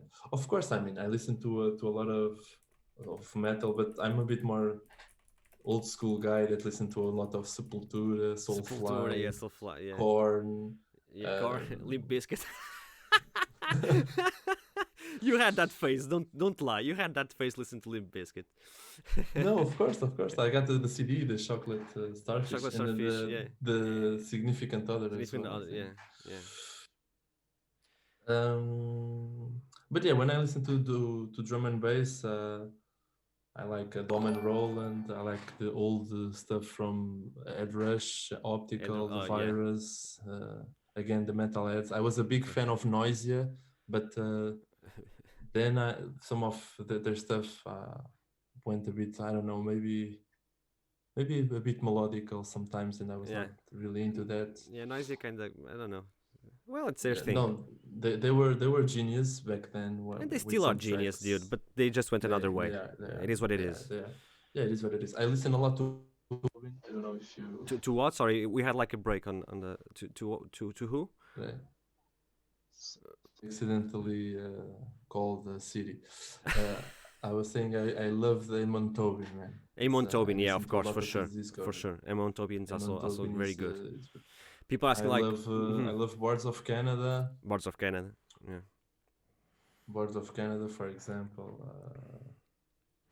I don't know, People are a asking lot of the stuff. the the Dillinger Escape Plan. Do you listen to that? Do you know that? No, not, I have to know only by the name and by the reference. I have Yeah, to dive into. and It's a pretty good metal, yeah. yeah, I think so. I think, yeah, it's metal. And also another person, FRDM, is saying you should check out The Art of Dying by Gojira. Okay, I will. Yeah, I will. Gojira is Okay, also the is art like, of dying. yeah, Okay, Gojira is also Gojira yeah, is is also great as yeah, well. that's fucking great thing. Yeah, yeah, Um, it's also awesome. yeah. Well, also I lately I've been listening to a lot of drum and bass, but the old drum and bass, the jungly one drum and bass. I don't know why. I just went there again. Uh, Which names? Which names? at Rush, Like Optical. Shy FX and stuff at No, Russia. Shy FX. Okay. I've never been too much of a fan of liquid drum and bass. And Shy FX has two phases. He has the jungle phase, which is okay, and he has that liquid drum and bass phase that I'm totally like. For me, I call it the dolphins and Okay. birds drum Okay. and bass, which like Marky and stuff, typical Marky drum Okay. and bass. That I never enjoyed that much. Um, You know Domen Roland? I've heard of him, but I'm not connecting to any track It's actually. totally worth to check. It's a really techno approach on the make you can hear the techno approach on the basis of those tracks. You know, there are some producers, some drum and bass producers from the 90s where you can really feel the same methods The same methods, yeah, towards yeah. the same methods toward the sampling and toward the structure almost Yeah, one thing. of them that I remember very quickly that I used to like a lot and still like a lot, which at least for me, identified a lot. It's DJ Zinc, man. Zinc in the way he Yeah, I think that's some produces, really good stuff. it has some similar stuff with techno sometimes, despite being drum and bass. But the way he builds things has a lot of that, and He has this beautiful track called Casino Casino Royale. It's Royale so from nice. of course, dude. That's one of, yeah, like Of course. I even got the chills when you said Casino Royale from Zinc. And I'm a big sucker for Dilinja as well. I love Dilinja, man. I don't know why. Yes. Yeah, So it has some his earlier stuff yeah, is like incredible. yeah. Of course, we have like the Bad Company and Oh, Bad all their Company, yeah, legacy. yeah, Then The Bridge also delivering yeah. TB as well. amazing music. TB as well has some cool stuff that I remember, like Who, sorry? TB, TB. Oh, TB. TB. Yeah. He had this album with Calix and TB. They did Yeah, yeah. pretty good stuff as well. Yeah, and despite everything, and even if he created Clown Step, I still do like some old school NDC, dude. It's golden. Oh, for sure, Old school for NDC, it's sure. golden, man. That dude is. People say, oh, he created Clown Step and shit. For fuck's sake, NDC created a fucking full movement No, on the. he's a legend. It's a legend. He's Come a on, legend. it's a fucking legend. Like that. I like that dude. Even the things that he do nowadays, I like. Yeah, but yeah. And the cool thing is, I also don't listen to techno at home. At home, I do listen. I do listen a bit. Yeah. When I listen to techno, sure. When I'm listening to music for podcasts, when I'm trying to see what is happening on the things, I do listen to that. But as, let's say, I'm gonna go have a glass of wine, for example, or do something, I won't listen to techno. I will listen to something completely different normally. I had a period like that, but nowadays I also listen techno I because listen, there are a lot of stuff happening, so it's yeah. exciting You know, I to be on top of it. because the way that I do because the way I do the weekly podcasts, I'm always listening to new music every fucking week. So my time Yeah, for yeah, techno, yeah. it's there, you know. So No, after and it's pretty enough. after that, I basically want to listen to different things and inspiration for other things, and mainly it's been Yeah, drum yeah, and bass lately. And if you like the old school house, I have like 4 huge playlists on Spotify with all the musics that I used to listen back when I was a kid, which had all the house. Hey, kitty. yeah. I will check. I will check. I will send it to you. Yeah, please do, man. Guys, there was like a funny question here, but this is just to be funny. Like, one more question: what do you expect techno will sound like in 2030? In 9 years. Um, It'll all be in our heads. You'll have a sheep in your head, and that will be no, this. it's No, I'm only just nine kidding. years. I don't know. I'm just kidding. I don't know actually. I the revolution that we as mankind experienced in the 90s, that shifting in Mm-hmm. sound, Mm-hmm. won't happen again. I think. You think? Um, I think. But I sorry, think Jones. nowadays in 2030 will be variations from what we're doing today, Ah, with okay, okay, that okay, some more granular synthesis, some more okay. processing, some more, but the core is still what happened in the 90s. I think so. I think so.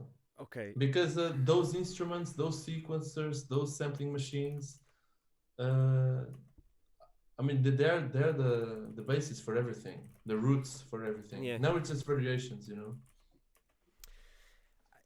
I do agree with you to some extent, which is I think we'll still have a quite big period of 90s, early 2000s revival with some spices there, like some kind of different approaches in a way. But at the same time, I'm super curious because I've been listening to some stuff that is not yet released by some cool artists, um, and they are going through to a different direction, which is, I will say, it will be a mix of fast-paced music with very hypnotic elements and not so straightforward beats, but beats that are effective for you to move. I don't know. I can say it is jungle. I cannot say it is drum and bass. I cannot say it is techno. It has elements from all of this, but it sounds quite futuristic in a way, like a new. I'll say a new approach, and even the sounds they use on that. Okay, it's not your typical 909 kick drum or your typical FM thing. No, it's curious that they are using a lot of sound mangling. But man, but I can imagine that those sounds are exciting. Mm-hmm. I want to listen, Mm-hmm. but when we see what happened in the 90s, Mm-hmm. it was completely fresh, Yeah, super fresh. You machines couldn't here. compare with Yeah, anything. And yeah, nowadays, yeah. I mean, how can you bring something completely fresh? You I know, don't know. you know I mean, who? if you have an orchestra with the 60-meter bombo with people, maybe that will be something completely fresh, and you have to be there to experience. But otherwise, I mean, y- it's there's variations. variations. There is a And guy. There is a guy that I love him, not especially for the music, but for the person he is, and he's a very nice guy, Jean Michel Jarre. yeah, Jean-Michel Okay, Jarre. Jean Michel Jarre. He People can tell many things about his music, but he's a visionary. And he did said something which was super curious. And once again, I think he will be the one setting this as the new thing that might innovate things. And he's super careful about this, which he said, like, for me, that I lived the electronic revolution, creating something completely new. The only thing that I believe that is capable of bringing something even newer to this and be completely different, it is AI doing music without us uh, without us instructing them how to do it. We can have some control, but AI doing music with some of our inputs and the way we teach it, like you say, like everyone, like, let's say you have your AI, João, and you teach your AI certain things, right? It's the way you educate it, and what that AI will output might be the next revolution in terms of musical in the electronic scene. Yeah, yeah, that's super interesting. That's super And I interesting. also do believe a little bit what he's saying, because what can you come up with in terms of revolution, like the 90s electronic You scene can things? come with one thing. We're super used to the stereo, or Oh to the yeah, speakers. yeah, Maybe surround if and you go stuff. to a different listening environment, Yeah, I like agree. where the room is only speakers, or the 5 point, walls yeah, are the speaker surrounds itself, surround sounds and stuff. Yeah, yeah, that's kind of or experience. even if some kind of different speakers, with different material, different ways of resonating. Maybe that can be also a new revolution. Yeah, look, Robin, But Robin, who did you the loudness award question, for example, he did a lot of shows with surround sound systems to oh, experiment that's things. beautiful. That's beautiful. People is also saying about VR. VR can be a new revolution on this. Who knows? Multi-sensory Yeah, who stuff, knows, man? Who like knows? Who having a knows? thing implemented to give you like punches on. I don't know, man. It's a Mhm. brave new world. Guys, almost 3 hours. It was super fun. Yeah, it was super fun, and it was See, really fun. Twitch is not a bad place. Streaming is not a bad thing. Yeah, it's not. It's not. It's my first stream since the lockdown. Yeah, At that's least, cool. That's cool. yeah, it's super cool, man. Super cool. By the way, João, anything do you want to share in terms of things people should look out in the future, releases, works, any project of yours? Feel free to leave your free publicity about your mastering services, where people can reach you if Oh they want no, mastering. I'm super cool. I mean, if you need mastering, hit me up. Or there are plenty of people doing nice work there. I got some news for my project about music, releasing music, but stay tuned for it. I just wish that I just want to say to everybody that we will overcome this. This is a weird period of time. I mean, we can't go out of our places, or we shouldn't, for a better cause. So Yeah, let's let's stay home. let's keep it. Let's stay home and let's not go mad. Let's make music. Let's focus on the bright side of life. Yeah, the And lions and the that's it, man. dolphins and the birds and That's the it. little We will kids. overcome. Yay! Yeah, As my friend Arkanoid was saying, I mean, we're facing in 1 year or two, we'll be in the crazy 20s. yeah, It'll be super fun. It will be super fun. So yeah. that's it, man. I agree. I agree with you on all those things. So, guys, I want to thank you all for coming here and enjoying this. Um, follow Temudo on the usual places: Instagram, Facebook. It's where he posts the new upcoming things and all of those stuff. And well, I hope you all have a nice Monday back into work. And anything for the ones who arrived here today, sorry, this is the part that I have to do my own publicity of things. Sorry, João. If you are new here, please join our Discord server, which is a very safe place where you can talk about music, learn more about mixing, producing, synths, here or rack, and talk about any shit you want. You can talk about whatever the fuck you want. We embrace that. So Discord server on the chat. If you are a Discord user or not, join in. We'll welcome you for sure. Yeah, I really want to say thank you for this, man. And you're Oh, having man. this cool role by doing this kind of stuff, and this proactive, proactive. Yeah, proactive. Yeah, it's proactive. This Yeah, yeah. proactive approach of you, it's really nice for everybody. So keep it going, man. I, Keep it up. I have It's really nice, man. Honestly, it's really I nice. look now for you. Oh man, I love what you're saying, man. Keeps my heart warm. No, dude, I just hope that I have enough energy to keep doing this. Because Yeah, please do. I really like what I'm doing here. Yeah, mustaches on the chat. Yeah, yeah, of course. What else? What else? What else? João, thank you, guys. We are gonna Thank you, raid. man. We are Thank gonna you. raid by Architect suggestion, Maz Smith. So guys, once again, thank you. Catch you back on Thursday, where we go back to machines and recording things and the usual shit that we do. Bye bye, guys. See you. Catch next time. Bye, guys. Thank you all for the questions. Big up. Big up. So yeah, 6 seconds to raid Mass Smith. Mass Smithen? I don't know, man. Strange name. Guys, see ya. Bye bye.